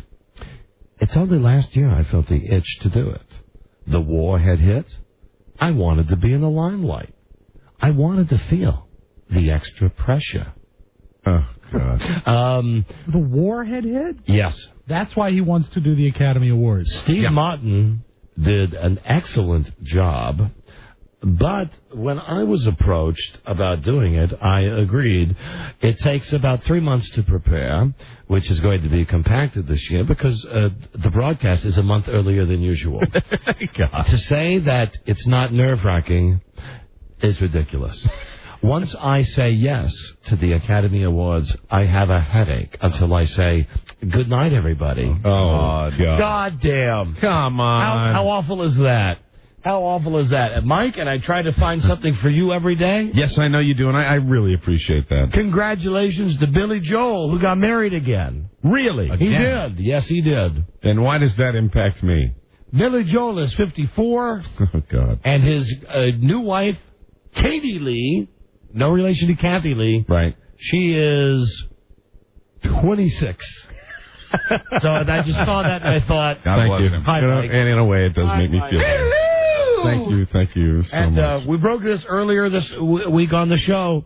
Spalding Gray still missing. Yeah, and feared dead. And now his wife says that the entire family is in limbo. They've not heard from Spalding Gray for 5 days. Last seen, I believe, on the Staten Island Ferry. That's right. And he had spoken of the Staten Island Ferry as a very convenient way to commit suicide. Wow. Absolutely. So. Hey, but remember, you heard it here first, that Spalding Gray was missing. Remember, we had the conversation, do you even know who Spalding Gray is? Right. That's a nasty way to do yourself, isn't it? I think so, yeah. There's a couple of things that I saw about this. The Mel Gibson movie, Buzz, the name of it, the Christ movie. Oh, Christ. It's The Passion of Christ, I believe. Yeah, The Passion of Christ. Oh, really? Yeah. There is one multiplex in Dallas. Mm-hmm. And we're going to try to get this movie theater on the show next week. Right. They have 20 screens. Mm-hmm. They will be showing on all 20 screens Passion, the Passion of Christ. Really? That's the only movie they're going to be showing. Wow. So that's a little weird. And I know you're wondering, what does the Pope think? Yeah, what does now, the Pope this think? This is not me goofing, doing that, hey, how you doing? Right, this is a legitimate quote. The Pope saw the DVD of the Mel Gibson movie. Wow. His quote, and I would say you gotta read this as they should go in the end. The Pope says 2 thumbs up. Yeah. The Pope saw the movie and said, quote, "It is as it was." Wow. That says to me, the Pope says, you know what? I'm going to go see it because of that. Go see it. I bet the Pope puts that DVD on eBay. He says that in all his reviews. Yeah, I know. He's a soft sell, isn't he? Yeah. A soft touch, I should say. It is as it was. It is as it was. But, I saw him, around Christmas time when he was performing Mass and... I am not frail, Mike. Did he really see the movie? Yeah. And what's he doing with bootleg copies? Exactly. He'll put his quote right under Mark S. Allen. Right. I liked it as much as Kangaroo Jack. Hold on. David Cross had a great web site that he gave out. Carmen Electra. Thank God. Carmen Electra has one control of the name CarmenElectra.com. Oh, God bless her. This is one of those things where, for whatever reason, someone buys the name, and she went to court and she fought them. Now, who would, maybe 2 or 3 years ago when she was banging Dennis Rodman, you go, okay. Would you go to CarmenElectra.com? I mean, you might stop there once. Would you go beyond one time now? I don't think so, unless, of course, there was full frontal. No, there's not. There she just got married, right? Yes, she did. Yes, she did. And finally, this to a rocker. This is the one. Read the headline. I'm rubbing my face when I'm saying this. Read the headline. I just can't figure out these people. Chris Tucker. He was in Rush Hour. Oh, I hate Chris Tucker. And then Chris Tucker was in Rush Hour 2. And I think most people look at Chris Tucker like we do. You go, oh, in The Fifth Element too. Yeah, copycat Chris Rock. Not really as funny as Chris Rock. Right. But who knows? Maybe the guy's got. He's only, as far as I know, he's done the Rush Hour movies. Right. He is doing Rush Hour 3. He is making more than $20 million for making Rush Hour 3. Wow. However, here's good news for all of us that have wondered why Chris Tucker is in movies and why he is so popular, even though he really only had the one movie with Jackie Chan. I'm very, very surprised, but I think we can agree Chris Tucker funnier than both Robin Williams and Steve Martin. Thank you, You bet, Mrs. Doubtfire. After Chris he's getting $25 million. That is for Rush Hour 3. You know what? That doesn't make any sense. No. Sure it does, because Rush Hour 1 made a lot of money and Rush Hour 2 made even more money, and look what's out now. And is he a big... I didn't see either one of those, unfortunately. I feel so lost that Mike, it's the good cop, bad cop, the white guy, black guy thing. So he's very important to the movie. Imagine the hilarity when it's he and Jackie Chan. Jackie Chan's doing that. I'm going to come down to your hood and tell you what it's all about. Yeah. Hey, listen, it's the Beach Boys on my radio. And then Chris Tucker does, oh, come on, man, what is this? Yeah, that's right. It's the whole white-black, except now it's Chinese-black. Anyway, you're going to love this. So Chris Tucker, who we're all waiting just to go away, he's going to get his $25 million for Rush Hour 3. And I hope that he stands up to this statement that he made to the press. He will be leaving Los Angeles. He will be leaving Hollywood. He will be leaving the United States of America. He is going to go to Africa to fight AIDS. and that's it. Goodbye, everybody. He's never coming back then. That's what it says. All right, bye-bye. We're going to miss him. Thank you for your contribution. Listen, we're holding you to this, though, Chris. Maybe if he cures it, he'll come back. Yes. That would be, Rob, that's it. That's the only way you can get back into the country. That's right. That would be what I would call a win-lose. A tainted victory. Yes. Cure AIDS. Cure AIDS. Yeah, curing AIDS, good. Coming back, bad. Yes. And if anybody was in charge of that, I could think nobody better than Chris Tucker to be in charge of getting rid of AIDS. Mike, wherever I go, people ask me, why aren't you doing the show? Billy, why aren't you doing the show? We miss you. We want you. Do you pay attention to that after a while? Well, you have to pay attention. You have to pay attention to that. Give them what they want. Right. as long as you want to do it. Oh, Billy Crystal's ego. Now, they were wonderful, Whoopi Goldberg and Steve Martin, when they emceed. Although every review of their work referred to me by name. Billy, maybe you can make another Yankee movie, you hump. You didn't like City Slickers 2? The search for Curly's Gold? That one of the worst sequels of all time. Anywhere the Yankee hat in that thing, of course. Which side of the dirt is Jack Palance on? Is he? He is still with us. Is he still with us? Yes. Yeah, right. Okay. Jack Palance is still alive. I felt sorry for Jack Palance in that movie, in the sequel. In the sequel, they turn him into a cartoon. And you were talking about HBO. The sequel is one that, for whatever reason... Yeah, that's all over. Yeah. TBS, TNT, your second tier of movie stations, like if there's nothing good on HBO or Cinemax, you go to USA or TNT, I guarantee you, that's the Billy Crystal channel. But you know what? Really, don't do that. Go to the True channel. The True Stories channel. You know, the True movies? Oh, yeah. Isn't that true? Yeah. Great place today. I watched a wonderful movie, The True Story of Tammy Wynette. Wow, who played Tammy? And an unknown actress. Wow. Unknown then. I gotta tell you, the Billy Crystal movie that I went past today has to be the worst one ever. The movie is called Forget Paris. Oh, horrible. Who is that dirty, smelly girl that was in Terms of Endearment? Deborah Winger. Yes. Winger. So the plot is that, of course, Billy Crystal is a crazy NBA ref. And all of the NBA players have cameos in this. Right. Because he's so nutty in love with Deborah Winger, who's in Paris, that he throws Kareem Abdul-Jabbar out of his retirement game because he's in love. And it's the combination of the athletes doing awful acting. Right, exactly. And Billy Crystal overacting. And I don't want to see... Really thinking he was a romantic lead because he got a little lucky in When Harry Met Sally. There is a scene where he's in, I don't know, with Charlotte or somewhere, and he's officiating a game, and he's just miserable, and there's the knock on the door, and it opens, and then you get the romantic music, and it's her, you know, and he goes, "What are you doing here? How come you're not in Paris?" And then it's like kissing and... Yeah, and she still looks like she smells like socks. She does. But I'm telling you, TNT, TBS, USA, those are your Billy Crystal network. The Billy Crystal network. You know what, USA, they also show a lot, never the first one, but any of the second or third Home Alone movies. You can't go 18 hours without throwing one of those on. Exactly. Sequels ought to be banned. Hello, Don and Mike Show. Is this a relevant call? We'll find out. Hello. It's a call about Billy Crystal and his movies. Yes. He did make a worse movie. He made a movie in the late 70s where I believe around 77, where he was actually a male that had a baby. What was it called? Do you remember? I don't remember, but Joan Rivers... What was it called, Rob? The Rabbit Test. No, you're right with Joan Rivers. You're right. You're right. That is a worse movie. There you go.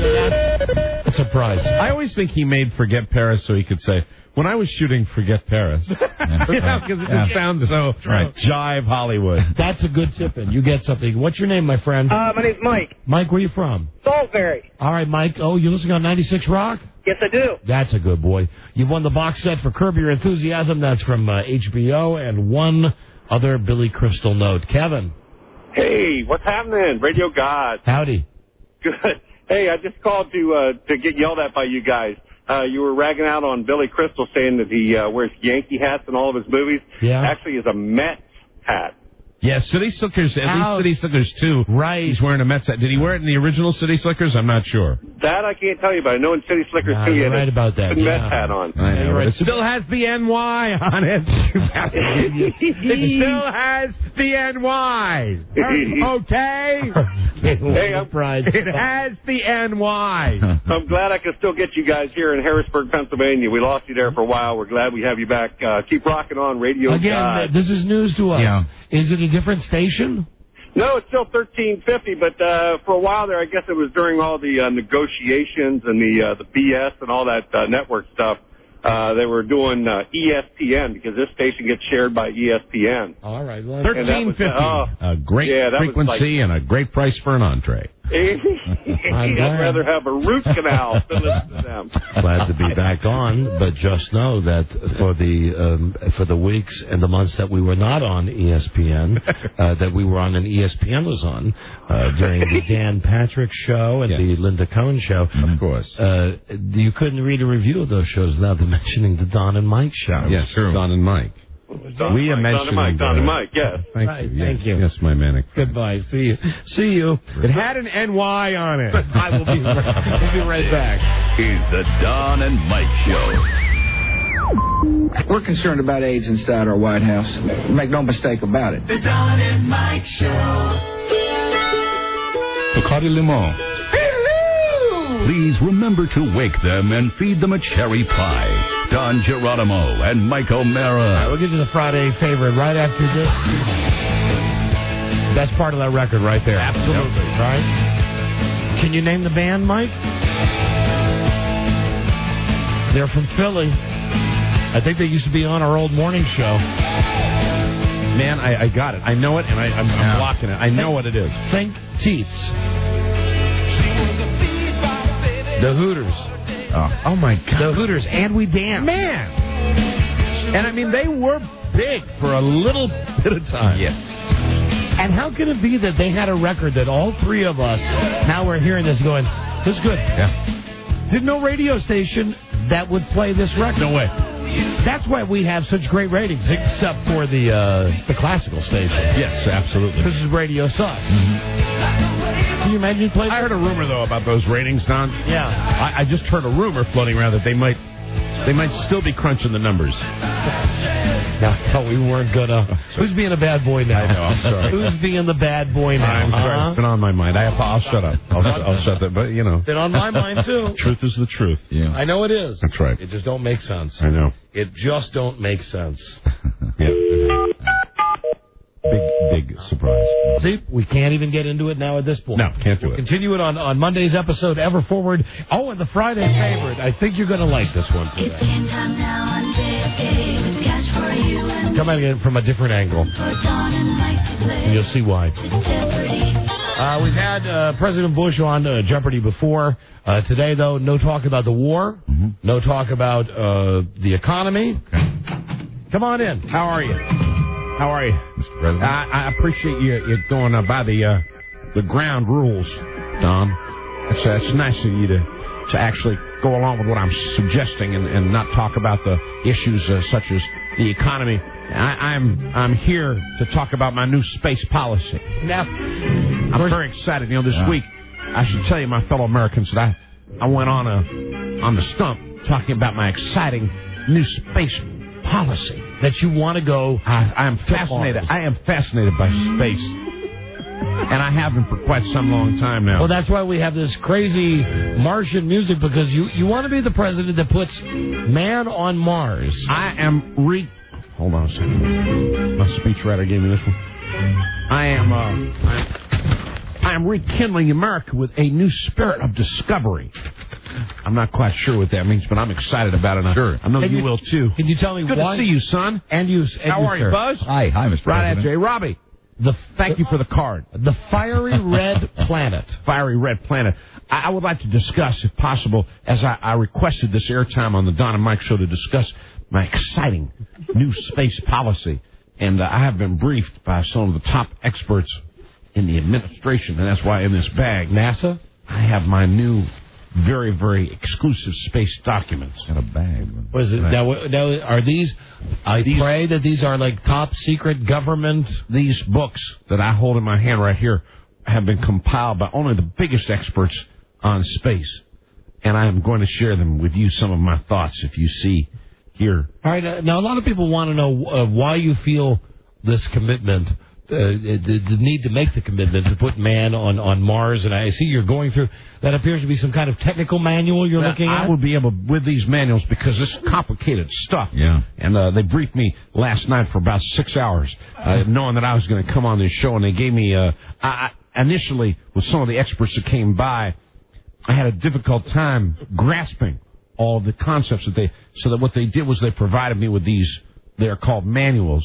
On space. So it's not just as simple as your thought, that like with Kennedy, we'll put a man on the moon. It's not as simple. For simple. example, the Earth, we can start with that. Okay. The Earth is shaped like a ball. We live on its surface, and we do not fly off because of a force called gravity, which holds us all down. If you throw a stone upward, it will soon fall down again because the Earth's gravity will not let it go. Now, this is prepared for you by your staff, by NASA? These manuals, as you can see here, this is one of my favorite manuals here. It's called The Starry Sky. It looks to me like a book for a preschooler. I'm not quite... Oh, no. These are super secret space books. Well, no, hold that on. were compiled by a team of advisors for me. No, these are written by only the finest. No, look at it. It says Patrick Moore. The Starry Sky. Yes. Yeah, but I can answer any question with this book, which you are somehow mocking. I can answer any question that you would have about this. How does an astronaut breathe in space? Astronauts. I've got my astronauts book here. This is one of my read about science books. How does what? How do astronauts breathe in space? Yeah. Astronauts are men and women who travel into space. How do they breathe in space? The first astronauts flew in small space capsules. Capsules are little spaceships. Oh. These little spaceships held just one person, Don. What can you tell us about our stars? Oh, man, hold on a second. Here, this was written by Anne Rockwell, this manual.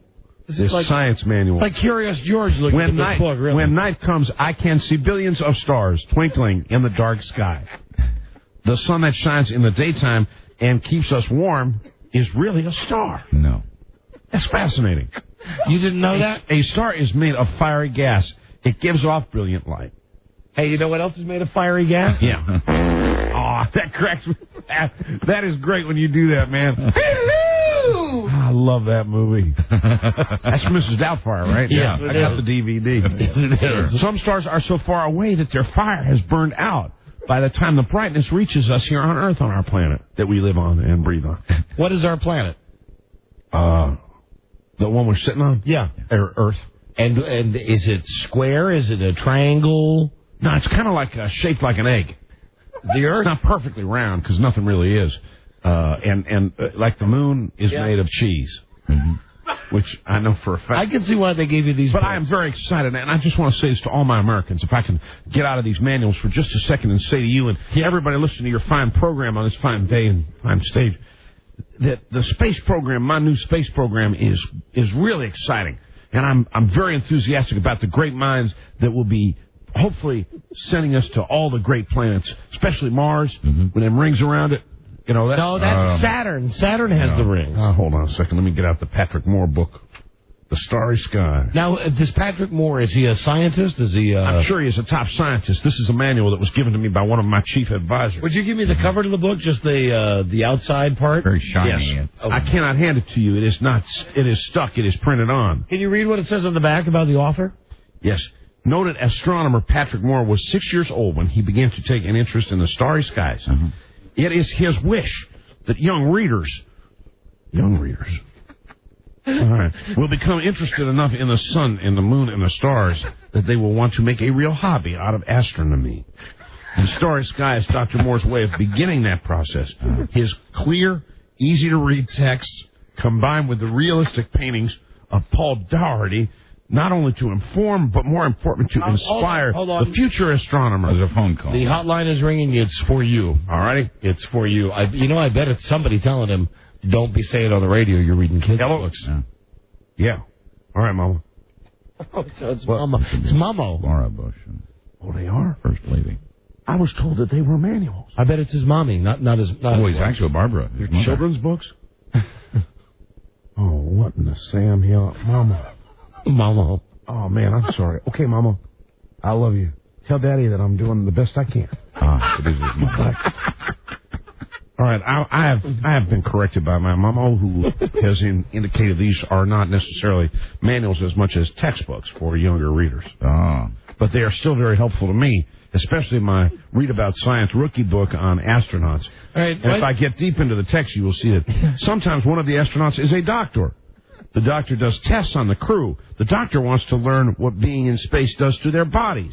That's why they bring a doctor on board. Let me ask you then, without the help of any of their text books, if they're children's books, how do United States astronauts breathe while they are in outer space? All right, I'm not looking at the textbooks now. You got me in my area that I'm not. One of the things that I believe that I excel in as your president is knowing what I don't know. And I will tell you that right now, I believe that it is my guess, and I'm not sure about this, but I believe every astronaut is equipped with a snorkel and a mask so that they can breathe in the thick, dense carbon monoxide. They're not snorkeling. Pardon me? Well, no, it's the same thing, though.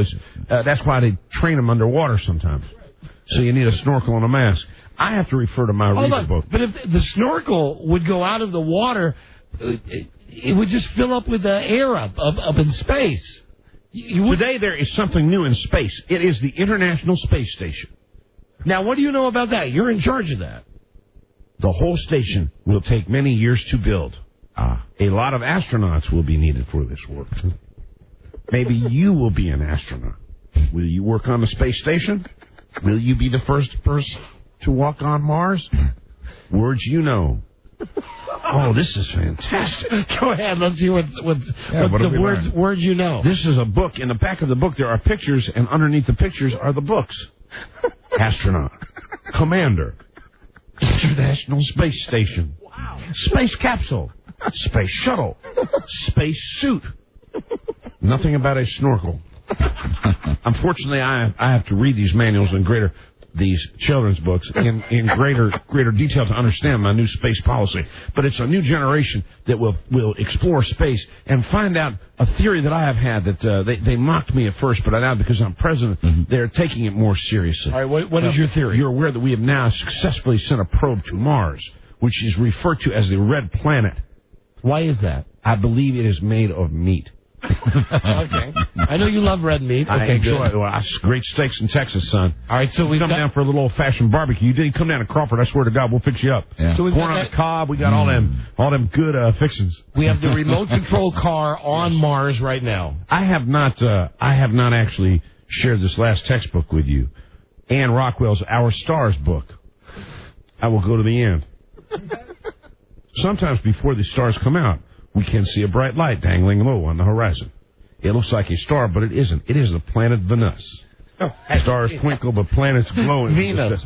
Venus. God, I screwed that one up last night. Venus. All right, I got it right. And then it's a picture, kind of a cartoon with all the different, we've got the... Hey, George? Pluto.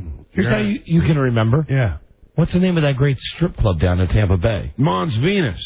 See? Damn, that's now, right. Same thing. That's word association. Yeah, we rocked and rolled during those good days, man. Jeb and I would pop in there every now and then. It was great. We had a good time. But I'm very excited. I'm getting off the subject here, and I will tell you, the space exploration is something that my administration has always wished to champion. Do they let you drive the Mars probe? Unfortunately, I was shut down when I requested.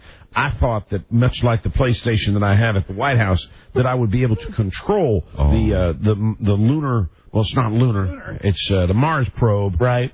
With a little remote control, but no, it doesn't. And they inform me though it does take D batteries. It's D batteries. Yes, I'm very excited about. How many planets are there, President Bush? There are probably 3 or 4 big ones, and then maybe 5 total. Can you name the 3 or 4 big ones? Yep. Earth, the Moon, got it. The Sun. Here's a hint. It's the red one.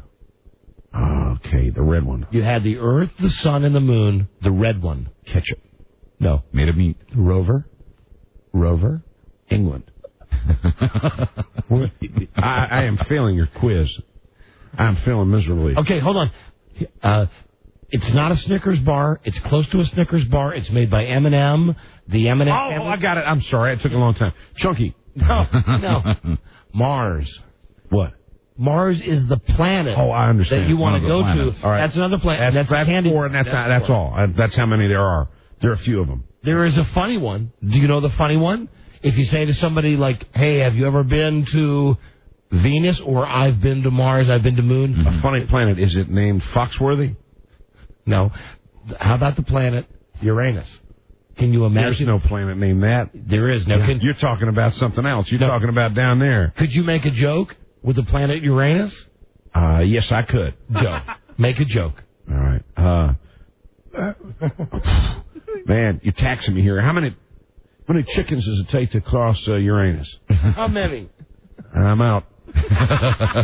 Man, son, this is like brain teasers. You're starting to make my head hurt. I'd say I'm frustrated right now. But I hope you're excited as I am about our wonderful space program and my space plan. And what is your plan? My plan is to go out to the stars and gather information from distant galaxies and planets and like take a scoop of the Milky Way and chase the stars around and plant corn so that we can feed our country. I am very, very excited about the corn planting ideas I have. Oil wells? Will there be oil wells? I believe there is oil on many of the planets, so we will explore it and we will make money off of it. All right, now here's another quiz for you. Dick told me that. Which of the following is a Disney character and which is a planet? All right, I'm ready. Minnie, planet. Goofy. Character. Pluto. Character. Very good. I knew I'd do well on something, but you got to read these books. They might be for kids, but I tell you, I get a hell of a lot out of them. I think they're for advanced kids. They're like for trainables. Yes, this is true. Our moon seems to change its shape each night, but it doesn't. It is always round. We just can't see all of it. Why? That is fascinating. I don't know. Why can't we see all of it? I have not finished the book. I'm only up to page 8. And have you ever experienced one of those days where you're outside and you can see the sun clear as day, but the sky is so clear you can also see the moon at the same time? I saw that. Yeah. I understand. Think of the corn. We're going to play Jeopardy now. We need a couple callers at 877-365-3636. God bless America. Yeah. Right. Yeah. Right. Yeah. I'm excited about this. We're excited about space exploration. You know what I think you need? What's that? We got about a minute. Okay. I think you need just a little quiet time. See that bottle right there? Yeah. Oh, no. Come on. You're not going to try. You tried to do that one time. Come on. You're not at work. Did you bring vodka in here again? Come on. Hey, listen. That is a long ago time for me, man. What does Alan Jackson sing? It's 5 o'clock somewhere. All right, just one sip. We'll get it heard. All right, here we go. Oh, man. That good? That's nectar of the gods, man. Hey, come on, help yourself. Okay, can I finish it? Yeah, please. Go ahead. Be our guest. Oh, tamales. Man, it's good. That's a corn product. Now, which we will grow on planets. Now watch. I bet you're better. Yeah. What's the funny planet that you can make jokes about? Pluto. Uranus. Damn. I'll tell you, give me more of this vodka, I'll be all right with you. All right, we'll be back. We need 2 callers for Low Budget Jeopardy right now. And God bless America. This is the Don and Mike Show. Listen to the Don and Mike Show for your chance to win a trip for 2 to Super Bowl XXXVIII, courtesy of AOL for broadband. With AOL Top Speed, making your web pages load up to 2 times faster. And it's only on the Don and Mike Show. Well, why don't we let Jeff Greenfield have a go at it first? No, let me have a go at it. Go ahead, David. I wish to say that we all look forward with great pleasure to 4 years of wonderful, inspiring speeches, full of wit, poetry, music, love, and affection. Sounds more goddamn nonsense. The other is that... You can't say that on the air, Mr. Brink. Well, I'm not on the air. I was amused to have to read that Ross... David, let me go in the shit. We are on the air. The Don and Mike Show. Hold it, fellas. That don't move me. Let's get real gone for a change. Yeah. It's the Don and Mike Show. Yeah.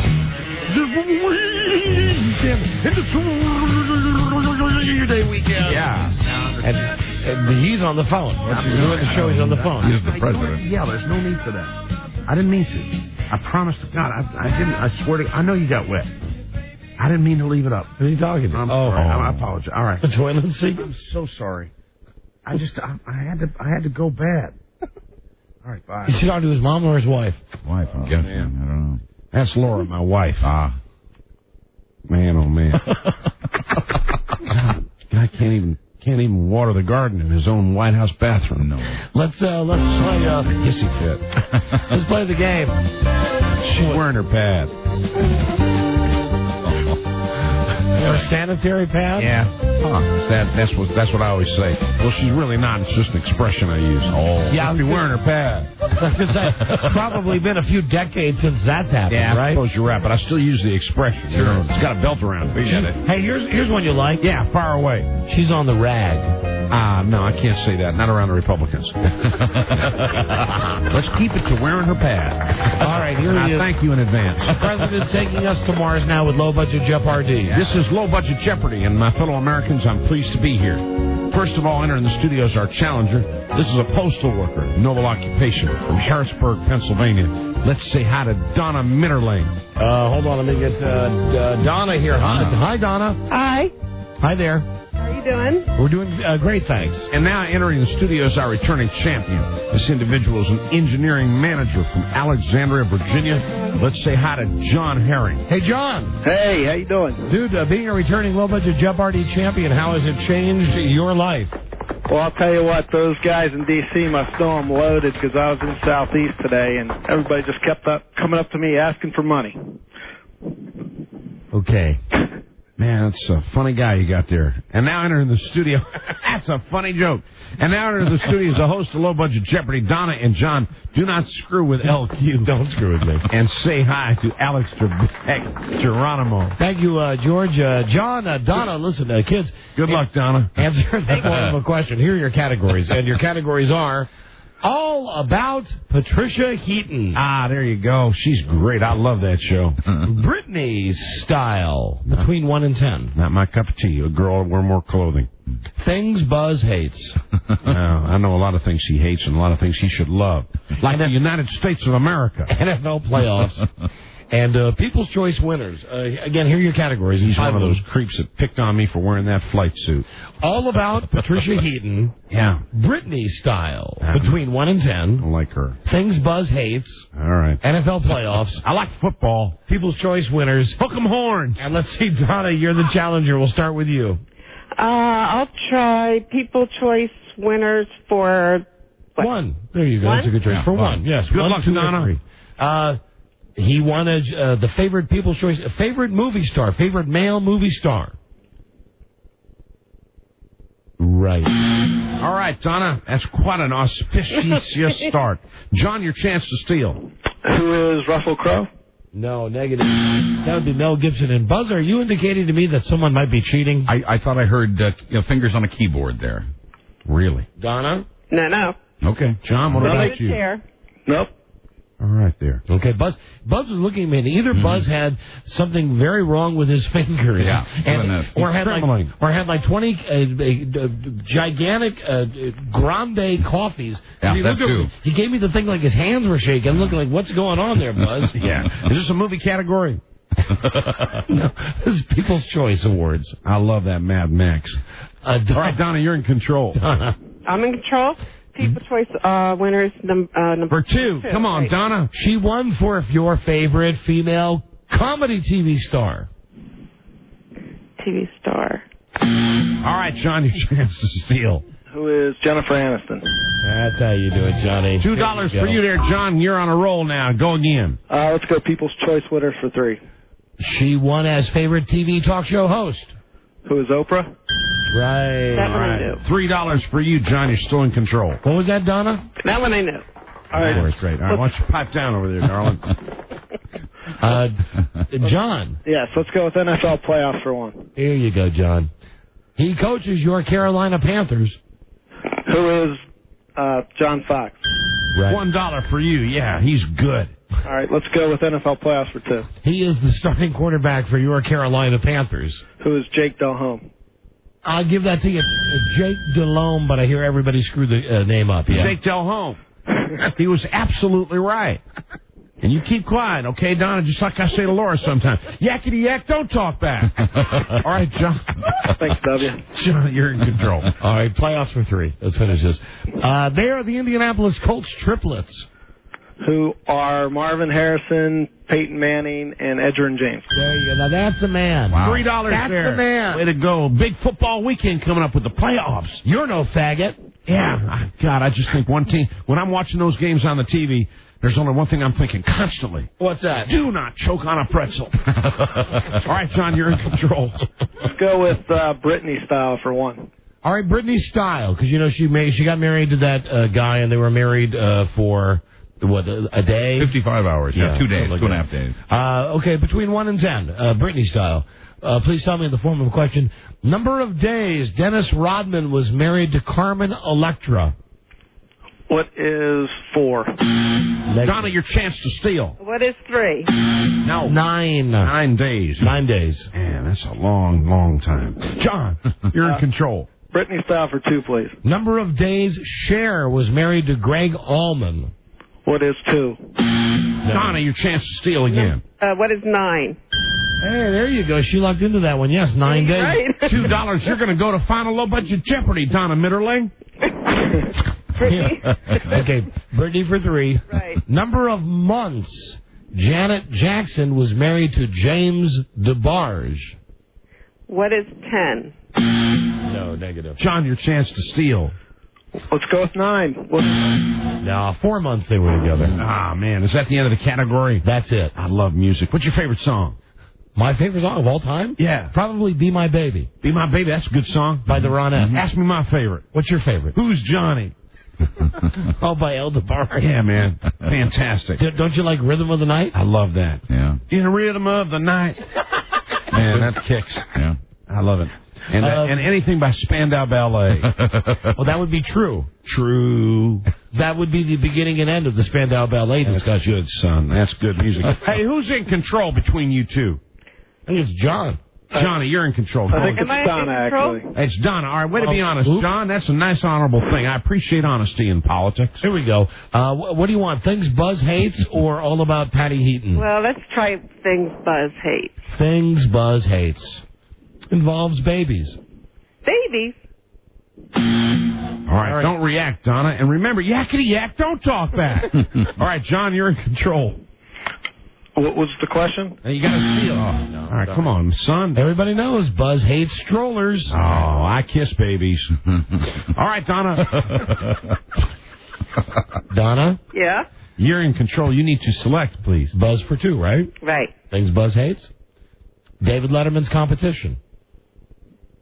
Who is Jay Leno?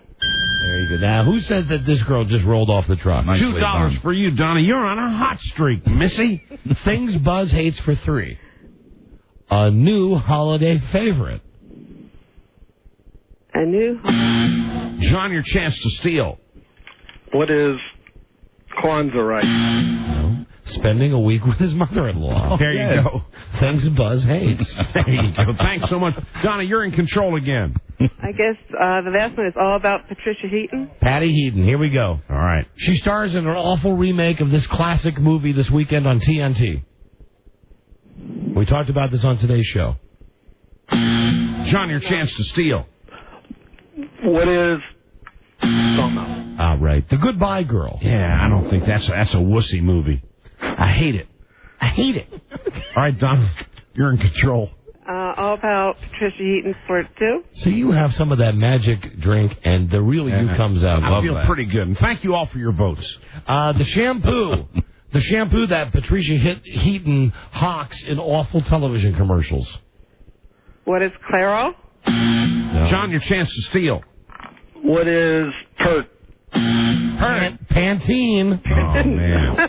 Say that. And here we go, Patty Heaton for 3. For 3, and before she gets this, can I get some olives, please?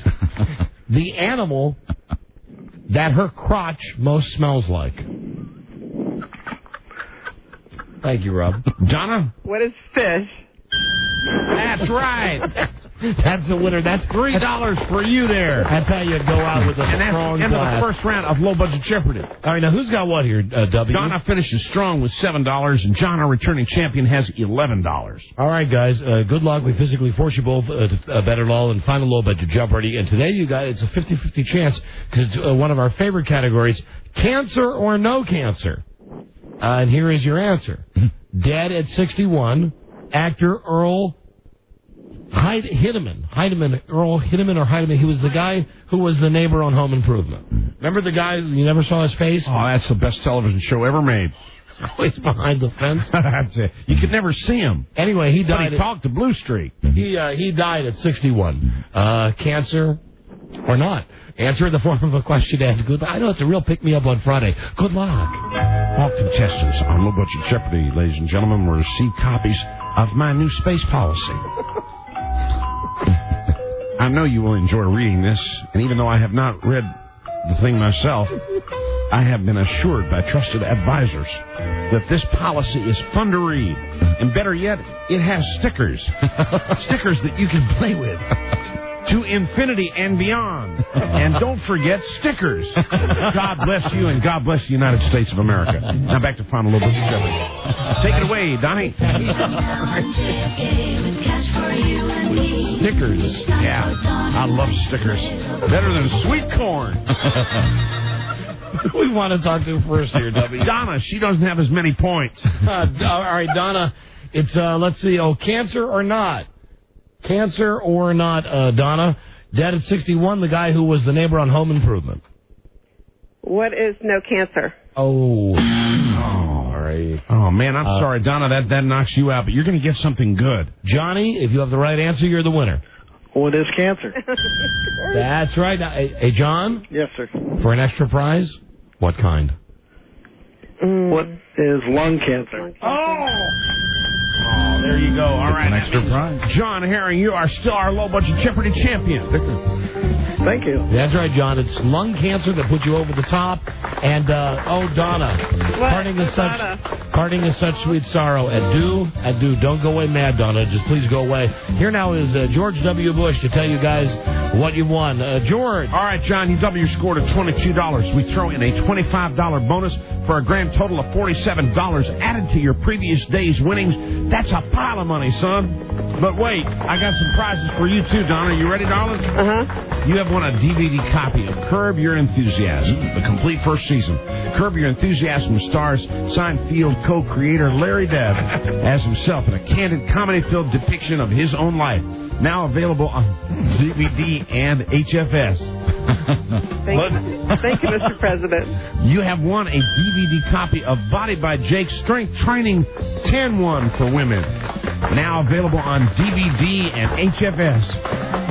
Courtesy of Ventura Distribution Incorporated. Sculpt the body you have always wanted, Donna. And thank you for playing the game. Thank you. I had a great time. Thank you. Yeah. John, we'll see you next week. Thanks, W. Thanks, LQ. Thank you. All right. And, well, listen, what can I say but President Bush? Oh, man, let me tell you, I want to thank you and everybody at part of your staff for making me feel so welcome and giving me the vodka. I am cocked. And once again, you're going to Mars. Going to Mars, and I am excited about that with all the craters. And, it's going to be the second time we've gone to Mars and put a man on there. And I'm just as excited as Neil Armstrong was when he first set foot on Mars. All right, never mind. Who do you like in the games this weekend? I'm going to go with, I like Carolina, son. I like them. I like the colors. And I think they're going to do a nice job. And they got to go with Archie Manning's boy, Peyton Manning. Yeah, I like him an awful lot. Looking forward to the game, and I've got special, easy-to-swallow pretzels that I'll be enjoying the whole time. Oh, man, I can't wait to go to Mars. Thank you. I always remember and never forget, Low Budget Jeopardy is a production of Boron Incorporated and is distributed by King World. Now, don't check out my ass when I'm walking out the door, son. It's the model. Okay, that's funny. That's funny. Yeah. What we just did was funny. Let's take phone calls for a while. Very good. That's always a nice way to do a show. Yes, we haven't done it in a while. Take phone calls. The rotating random phone scan, really, it's turned into event programming. Yes. Must-see listening. Must-see listening is perfect. 877-365-3636 from America. From Canada, 800-636-1067. Appointment radio. Right. I like must-see radio. Yeah. Must-see radio works for me. I'm going to stick with that. It's must-see radio, the rotating random phone scan. I swear to God, we don't screen any of these calls. Get on the line to get on the air right now, you animals. It's your last chance before the big 3-day. Week 4. We'll take your calls in no particular order when we come right back. Is the Don and Mike Show. Is it like when you the night of the election and you have to talk to President Clinton? And had you talked to him much during the campaign directly? Probably not. I wouldn't talk. Not a lot. We sort of talked past each other. We had 2 debates, but nobody showed up. And but I called him, collect, and nice touch. Yeah. Well, I did. Our campaign's been broke for months.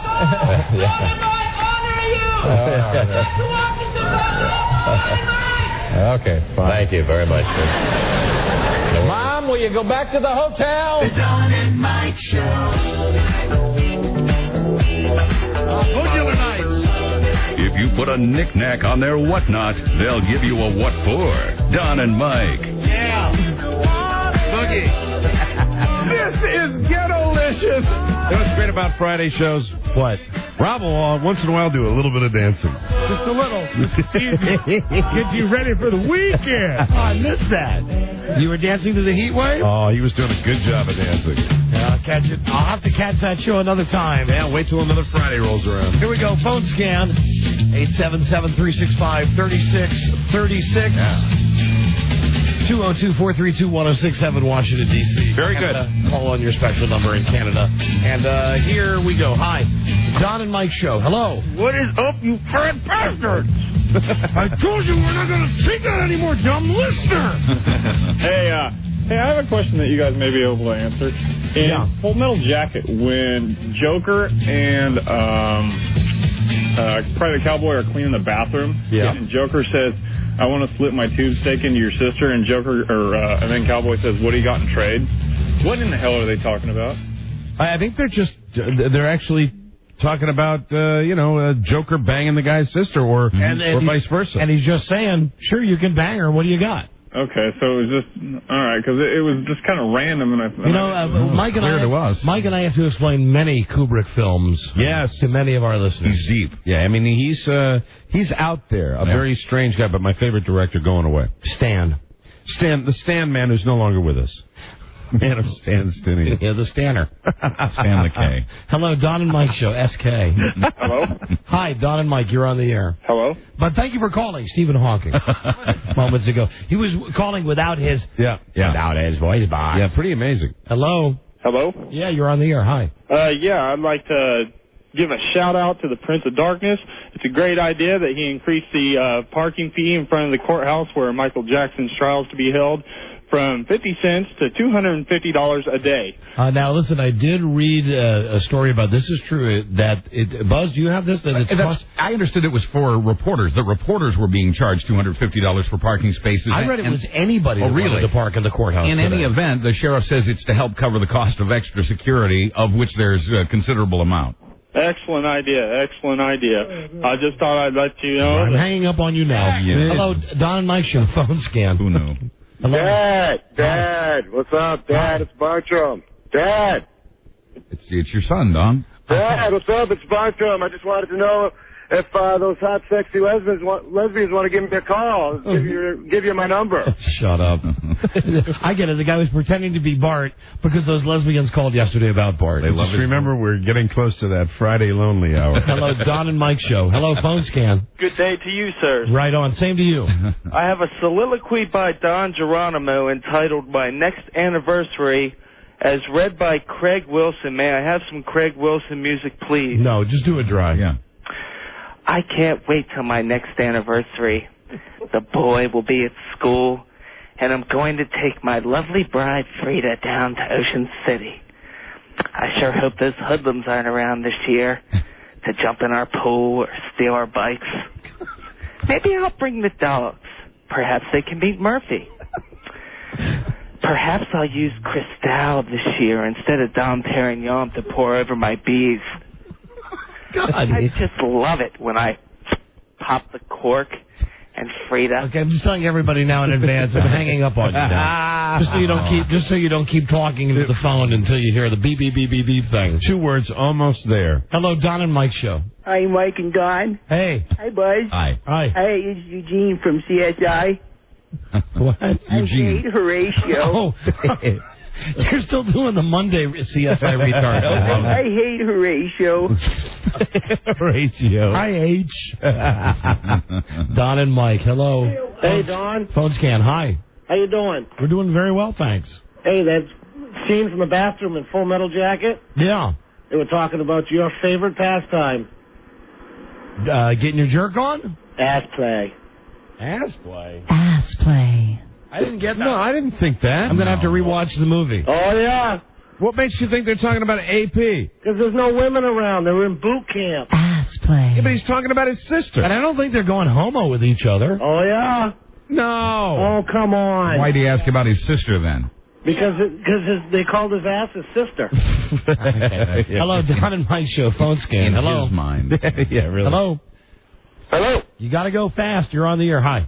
Don and Mike, I plan on drinking all night tonight and going home and having blood in my stool tomorrow because I'm going to drink a lot of Bacardi Limon. Bacardi Limon. There you go. Thank you. And I think our own engineer, Tony, is feeling some of the love from his appearance on the show. Yeah, he likes, I think, Bacardi Limon. Enjoying the newfound fame. Yeah, everybody now around the station's walking up to him and saying, do you really drink Bacardi Limon? Right. And the answer Bacardi Limon. is yes. And today, I can tell you, as a matter of fact, Buzz and I were having one of our secret handshake meetings before the show. Thank you, Don. And as I walked down the hall, I said to Buzz, "Come on, let's get this party going. Let's start this party. Yeah.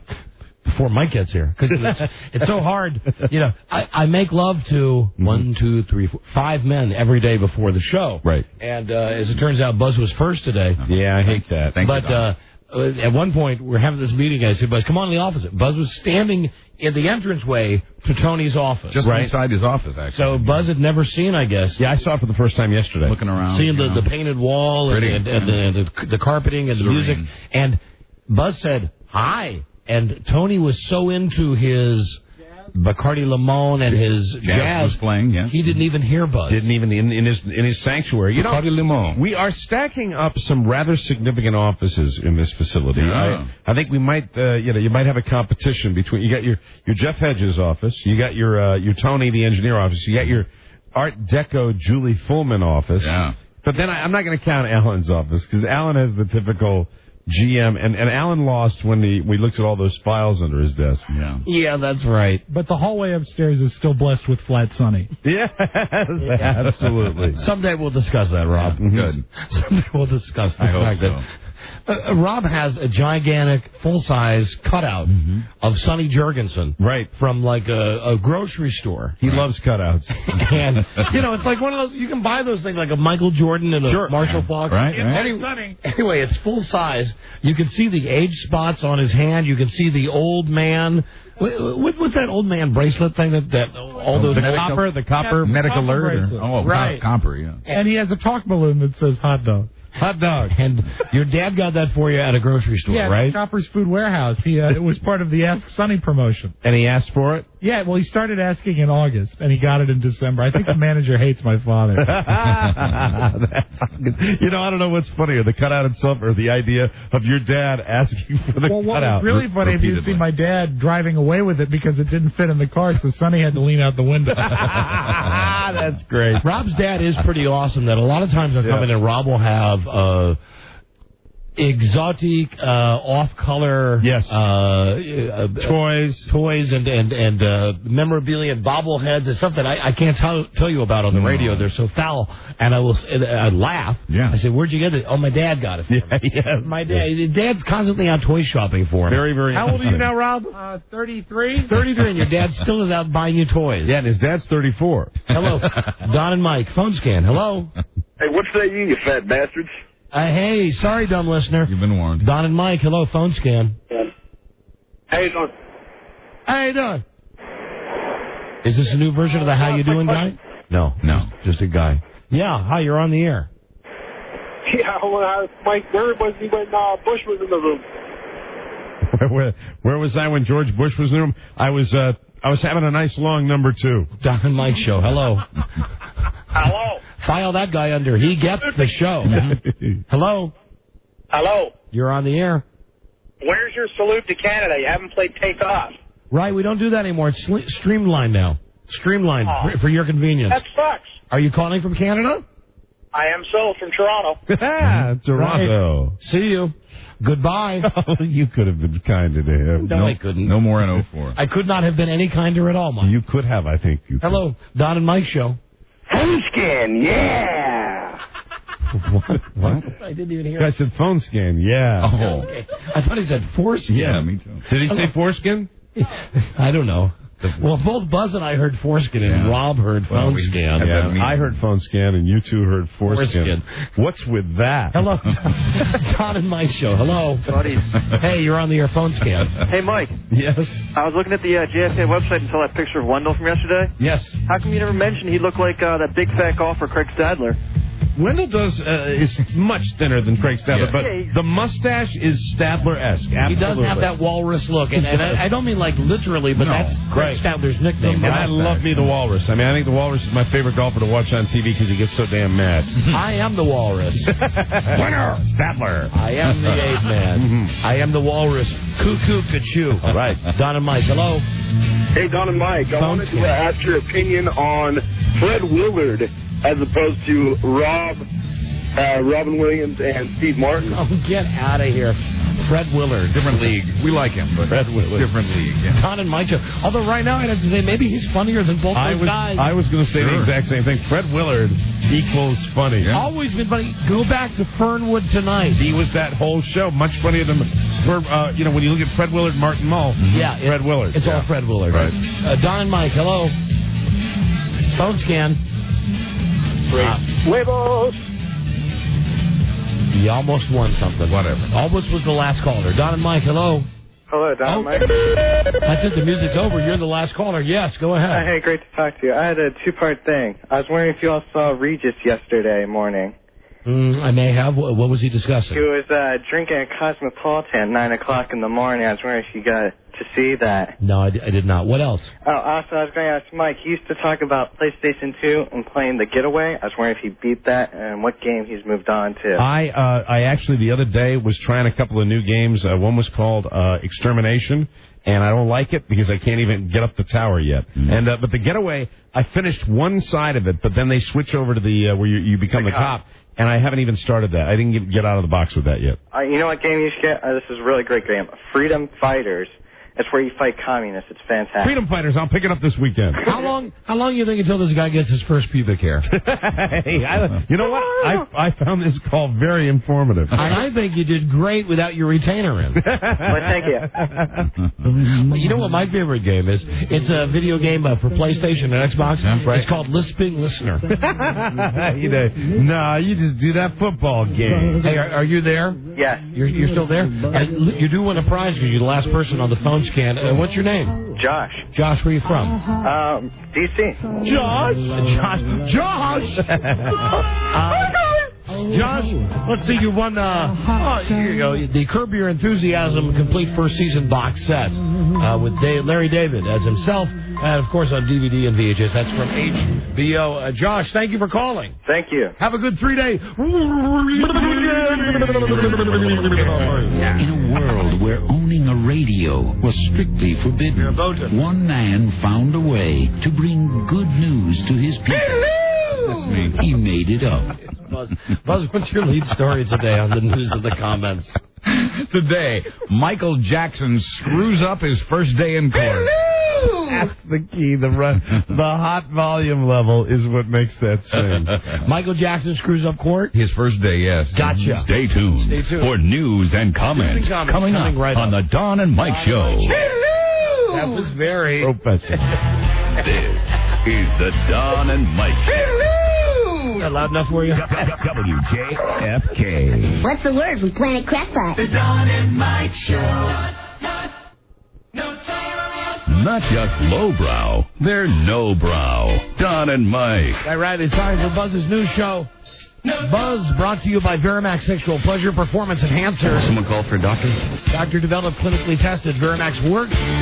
Get it at Rite Aid, GNC, other select retailers. Try it today. Verimax 1-888 try VMAX. And now here is the world's biggest Duran Duran fan. That's right. Hi, Buzz. Hi, Don and Mike. I can't tell you, back in the day, when they were popular. Remember that hair? Yeah. When I did the morning show, Buzz would say, every day, he's the news guy. He'd come over and say, I know that you have to play Boy George and Thompson Twins, but please play more Duran Duran. Yeah, and then what's great about it is he still has the shirts. I still have a closet full of the jackets. And Buzz? Yes. Her name was Rio. Yes, it was. And we danced. She danced upon the sand. Michael Jackson messed up big time when he showed up in court today to face child molestation charges. He was 21 minutes late for a case that could end his amazing career and put him in prison for 20 years. The judge was not amused. Quoting him, Mr. Jackson, you have started out on the wrong foot here. I want to advise you that I will not put up with that. It's an insult to the court, end quote. Michael entered a plea of not guilty. Then the judge set the next hearing for February 13th at 8:30 a.m. You know, I was watching some coverage of this today on our CBS station here in D.C., Channel 9, and I'm going to name this guy out. He's one of these guys. He's in the ads for being with the station for 30 years. His name is Bruce Johnson. Oh, yeah. Right. So they're doing the thing about, they're making the segue from Michael Jackson to the weather. Oh. So this was today at around noontime. I'm getting ready to come to work. I'm watching them, thinking what's happening in the news. And they come back from the story, and the weather guy says, Howard Bernstein. Now, this is like a nothing statement. He said, Well, I know I speak for a lot of people when I say that I sure do wish that we could go back to the days when all the stories about Michael Jackson were just about his music. Mm-hmm. And then Bruce Johnson says, well, I don't think I even want to comment on that. Now, like too much of a hot potato? Yeah, like you mean to tell me that we live in such a freaking politically correct climate, right? That because you as an anchor guy might somehow actually have an opinion about this kid toucher, right? That the weather guy. And the weather guy doesn't even say anything. Well, that's an innocuous comment. That doesn't mean anything one way or the other. The weather guy's just doing that happy dog. Hey, I think we'd all be happy to hear him back when he was singing. Well, I don't know if I can go there. I don't know. No comment. Nothing on the teleprompter. No comment, dick. Dick. You dick. So the judge says be back in court February 13th at 8:30 a.m. And then, as a dig at Michael's tardiness, the prosecutor repeated the time in the form of a question. 8:30, replied the judge. A couple other notes I took on things I've heard on CNN and from other news sources today. One of the problems they had today in court was Michael Jackson's fans and family, actually his fans, applauded every time a member of the Jackson family appeared in court. And this is normally not allowed. These are people inside the courtroom? Yes, and many of them were wearing... So this happened inside the room? Yes, and many of the fans were wearing support Michael Jackson sweatshirts inside the courtroom, something else that is normally not allowed. Trainables. Coming out of the courtroom, the first thing Michael did was jump on top of his SUV and did a little dance and blew kisses to the crowd after the hearing. Crazy. And then his bodyguards handed out invitations to some of the people who had gathered around Michael's SUV to attend a party this evening at Neverland Ranch. I thought he's never going back to Neverland Ranch. Well, he still owns the place, and they're having a little meeting there today, and then this evening there'll be a party for his supporters and fans who were at the courthouse today who got the invitation. But wow. Will he be there? Yeah, he's there now. I thought his whole thing was, I can It's never, tainted. It's tainted. I can't go back. He can never live there again. I can't live there again because they went through my things and they took a black light and saw all the stains. But he still owns it. I gave a very exquisite lecture earlier today about the dress of Michael Jackson. Yes. And, I mean, he might as well have worn a dress to walk into the courtroom. Really, when you get home tonight and you see the news and you see, or tomorrow in the newspaper, think what I really thought. You're his lawyer. Now, I know you're not going to get him in a blue suit. Right. You're not going to get him in a nice 3-button suit. But you at least say to him, Michael, let's think about going easy on the lipstick.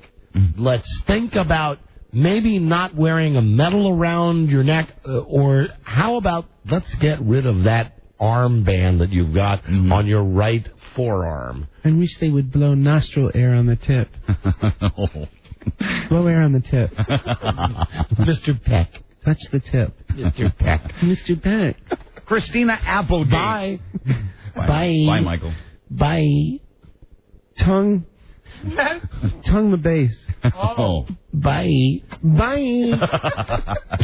Christina Applegate is still in the jury pool for the upcoming Robert Blake murder trial. Yeah! Man, that show I like, Married with Children, show I like so bad. Well, she may be in your next audience. Hey, that's great. She's been fighting this thing for a couple of weeks. Yeah, hasn't gotten off yet.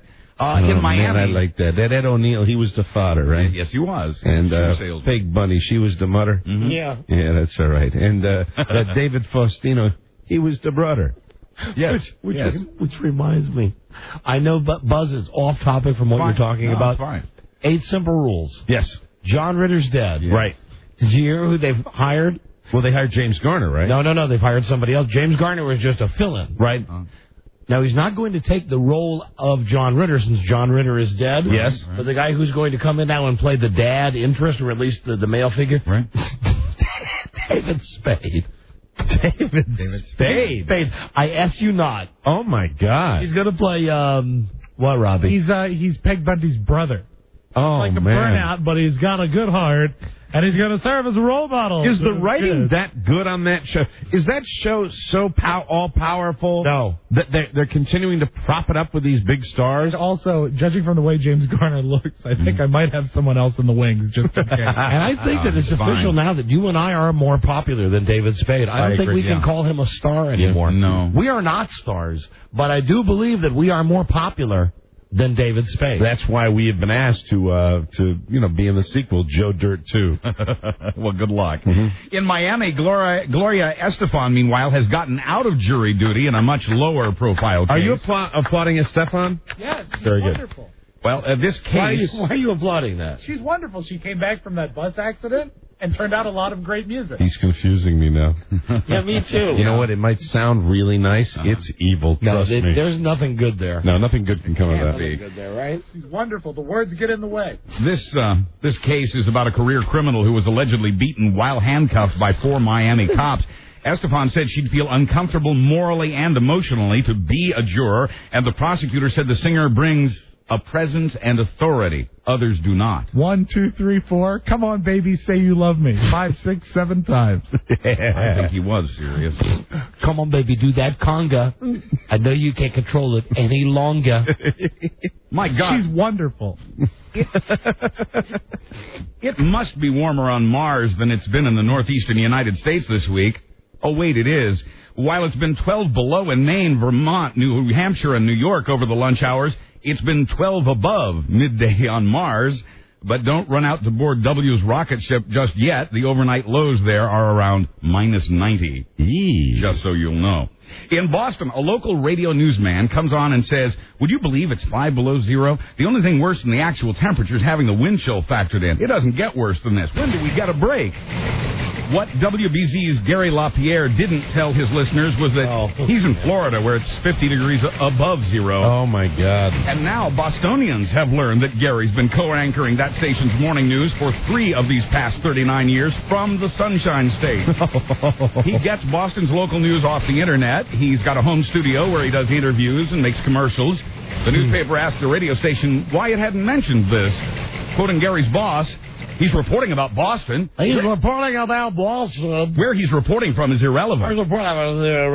I'm not wasting my airtime to tell people where Gary is. I love it. WBZ Boston. Quoting Gary, oh, my secret is out. Oh, man, where's he do that show from? From northern Florida. Northern Florida. Mm-hmm. Yeah, well, see, you ought to be in southern Florida. You should be. It's I'm silly. preparing the petition. I am preparing the petition that we are going to... It's going to have 2 signatures on it. Yes. It's going to happen. No, not yours, right? No. Northern Florida, that's at least closer to Boston than southern Florida. Yes, it is, absolutely. As opposed to southwestern Florida on the Gulf Coast, where the sun sets later. Where in just 5 years you'll be able to live the rest of your life anywhere you want. For now, you and I are joined at the hip right here. I know we can't do. It's not like we could do the show in separate areas because we have dreamy eye contact. Yes, and consider this also, my friend. Yes. That right now with my kid in college, yes, I am footloose and fancy free. And in all seriousness, you have to think about your children. I am not. Yeah. That's right. So you couldn't go to Florida. Well, technically, the subject has been addressed with the ex-wife. One thing you should keep in mind, if you were to relocate to South Florida, you could see the Miami Sound Machine. Well, so after this newsman admits it and realizes that his secret is out, then he says, I'm not lying to anybody. I didn't say I was cold. Gary's not the first broadcaster to do this, but quoting a journalism ethics professor at Columbia, you don't want to be in the business of hiding things. Incredible! You can't create the illusion you're where everybody's mucous membranes are frozen when you've just picked a grapefruit off the tree in the backyard. Now, the truth of this is that you can. Now, sure you can. Mike is right that... and I would never do this. One day we might do the show from a location besides here, but we'd all have to be in the same room together. Mm-hmm. Right. We'd have to talk before the show. We have to make eye contact. Right. Mm-hmm. We do know these 2 DJs in Los Angeles. Yes, we do. And they have managed, and I give them their credit. Gene Baxter and Kevin Ryder. Right. They were lying. Yes, they were lying. Yes, they were both pretending they were in L.A. when one of them was in Seattle, where he could get paler. And the guy has pulled it off for the many more. I think we were out in California a couple of years ago, and I called the radio station like a dope and said, yeah, Gene Baxter. Who's calling? Don Geronimo. Mm-hmm. Just a moment, please. And I'm waiting to come back. Gene would like you to call him at area code 61, whatever it is. I'm like, huh? Yeah. I call him up. Yeah, he lives in Seattle. Does the show from Seattle. His partner lives in Los Angeles, and the guy in Seattle gets on every day, and I guess they have like a webcam or something so they can get some type of grainy picture of each other. Right. But they don't have the interchange like you and I do. It's like one of them talks, and the other one doesn't talk, and then one of them talks and the other one doesn't. But the thing is, they're the number one rated show in Los Angeles. Absolutely. They're the number one rated show. So you can do it. Guy named Bean. Yeah, Gene Baxter. Yeah, they're number one. Do they ever sound stilted? Because I know when someone, even if there's just a quarter-second delay. I hear it all the time. No, you know what? I guess I don't, Rob, because I'm in the radio business, and I didn't know it. I listened to their show and thought I could call the station and have lunch with the guy. Do you think it sounded a little stilted, though? I thought it not stilted, Mike. I would say that there was an uncomfortable period of silence when one would get done speaking, and then the other one would be unsure when to jump in. I understand.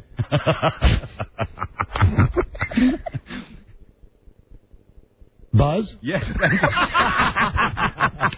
It happens every January here in the Northern Hemisphere. Guys build anatomically correct snowmen and snow women. And you know what the difference there is, of course? What? Snowballs! Yeah! Thank you. Well, Thank you. I will not be here on the Monday, Martin Luther King holiday. Right, you're out of town. F yourself. Oh, bag. Oh, sorry.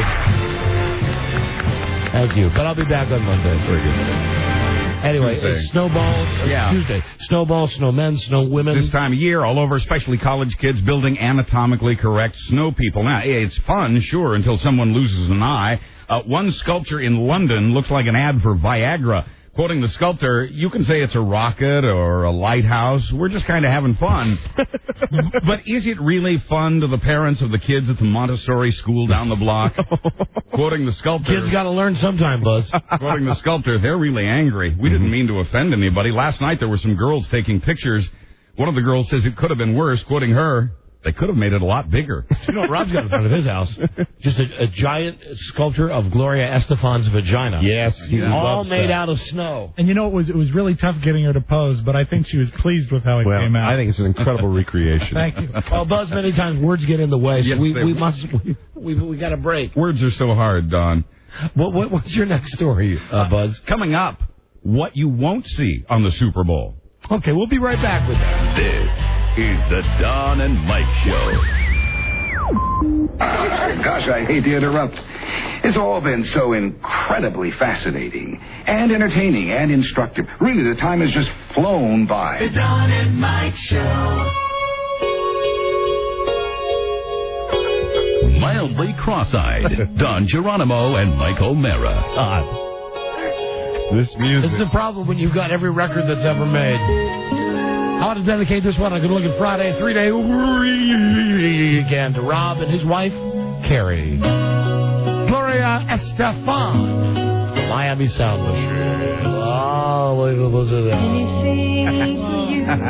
God, that sucks so bad. That sucks so bad, Rob. The Don and Mike Show. Okay. Yeah. This one's better. If you want it, here it is. Come and get it. You know what, though? I'm dry. I got no rejoiner. You're killing me. You rejoined over Gloria. What? You rejoined over Gloria. Oh, did I? Oh, yeah, you did. I put it away. Never mind. There you go. You can hit another one. Okay, all right, just for fun. Just for snacks. Another song? New song? Oh, song? Something fresh? You want another song? Yeah. I mean, that'll give us 3 coming into this. You want a good one or bad one? I want a good one. A good one? Yeah, it's Friday. I'm in the mood for a good one. I don't have any good ones. Okay. All right, then how about a real bad one? Hold on. Here you go. You got a good one? Arlington, Virginia. Here we go. The Don and Mike Show. Is this the Oh, yeah. There you go, baby. Is this just fantasy? Happily cruising aboard the rudderless ship, Don and Mike. Right. It's time for Buzz again. Hi, but this is an awful rejoiner. Bohemian Rhapsody is the worst rejoiner in the world. Great song. It's a great song, though. We've played that one before. I love it, though. I know you do. All right. You know what you do? You do your little thing where you skip ahead to the good part. The Don and Mike Show. You know, I don't mind this one either. They're not here to make fun, not here to replace. They just want to bring back some memories. Hi, ladies and Don gentlemen. Mike. Dick Robinson here. Yeah. Bacardi Limon.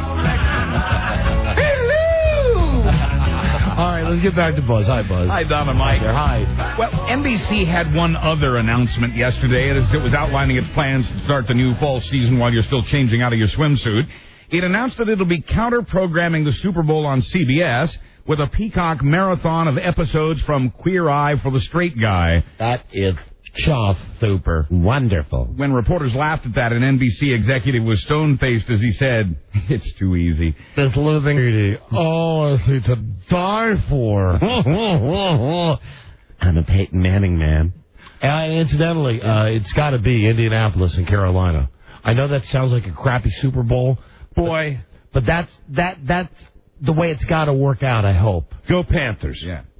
Among the Super Bowl commercials, you'll probably see a passion-induced bead of sweat trickle between the perfect breasts of a beautiful semi-nude woman. I didn't say about that yesterday. You did, and that's what I'm referring to. Well, PETA has an ad that's every bit as sexy, but CBS won't run it.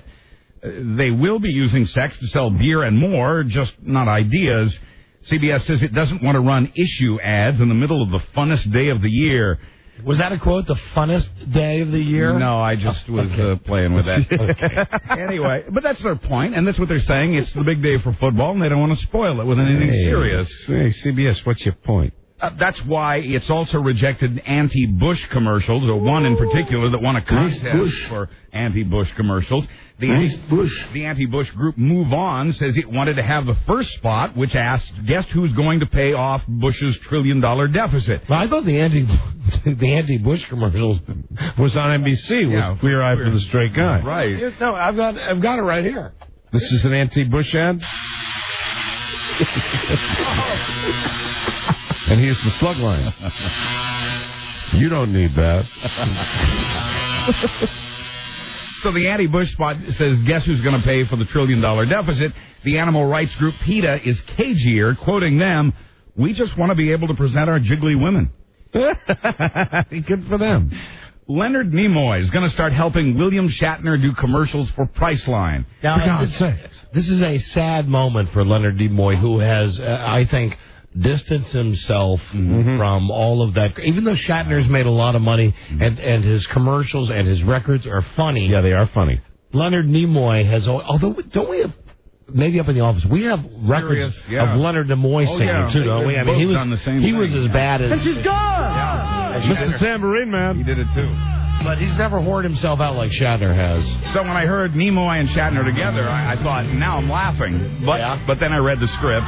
Priceline, by the way, is branching out to be more like Travelocity and Expedia, which the company says will appeal to a larger segment of the audience, the market. A marketing expert, however, calls this a mistake, quoting him, "In broadening their appeal, they confuse the marketplace." So Priceline is going to drop their prices.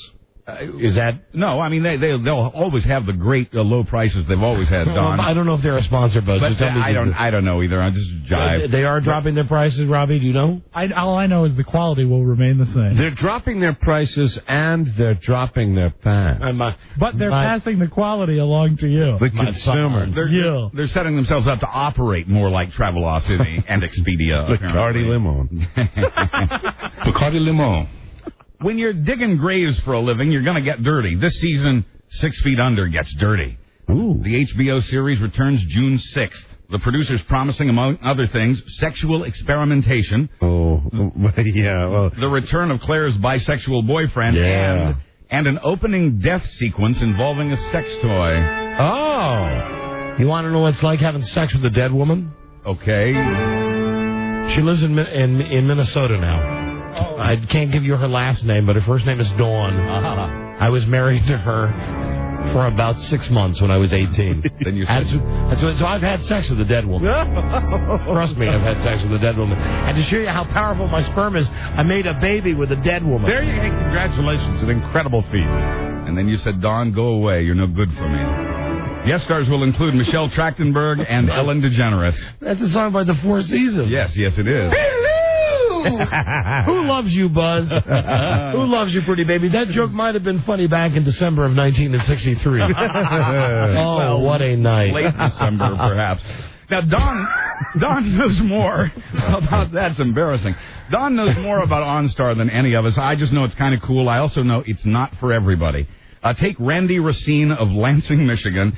His OnStar computer has trouble understanding him because he's not from Lansing. He's from the western half of Michigan's Upper Peninsula. They talk funny there. At least that's what the OnStar computer thinks. That's funny. Whenever Randy says 2 or 8, the computer dials 0. It only does this with him. People who speak American have absolutely no trouble with Randy's OnStar system. Quoting Randy, I even tried stretching my mouth, but nothing worked. You ever think that maybe GM did that on purpose?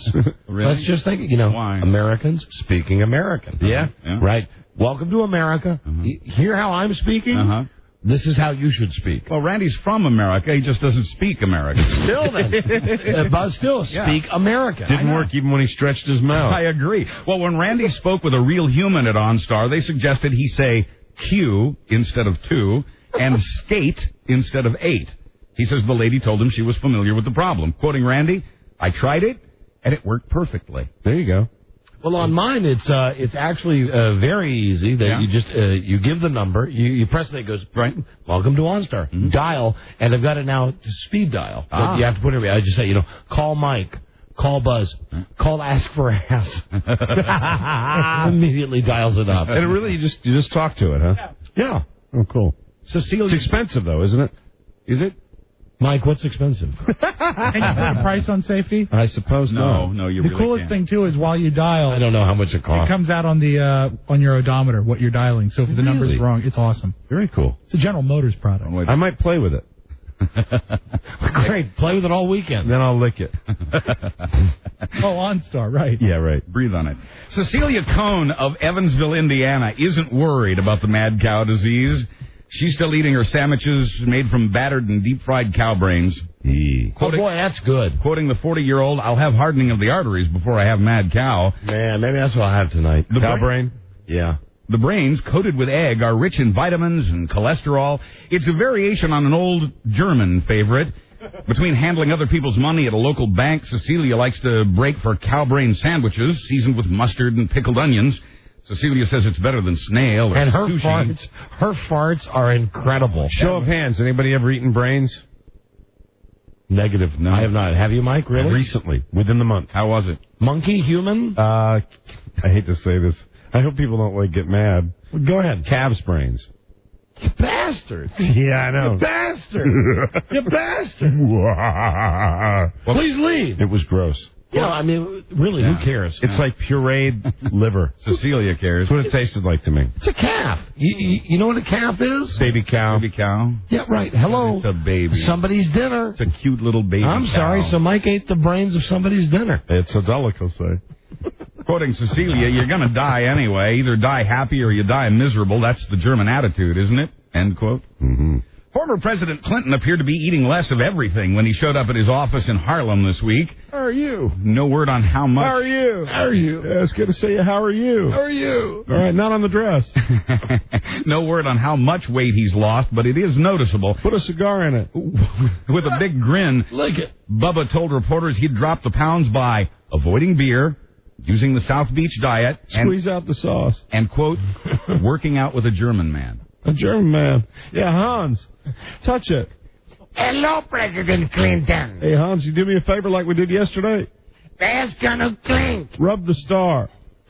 Oh. Rub the star as hard as you can. Has anybody noticed that Mike very often on the show now is saying lick it, touch it, rub the base of it? Yes. No, kiss the star? Sure. And you think I have the anal fixation? Mike. And with you it's not just anal, it's both sides. Yes, it is. I'm very comfortable with that. Clink. Breathe on it. Democratic presidential hopeful Wesley Clark has now been endorsed by celebrities including Madonna, Mike O'Mara, and now filmmaker Michael Moore.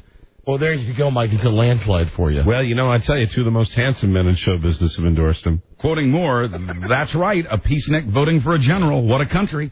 Moore says he thinks Clark will end the war in Iraq. Quoting Moore, he'll make the rich pay their fair share of taxes. He'll stand up for the rights of women, African Americans, and the working people of this country. And he will cream George W. Bush. Well, it is, after all, a filmmaker's job to dream. Moore's new book is, Dude, Where's My Country? Dude, I read it, and I have news for you. Yeah? Dude, it sucks. Oh, that's too bad. Good title, though. Dude, it reads like a textbook.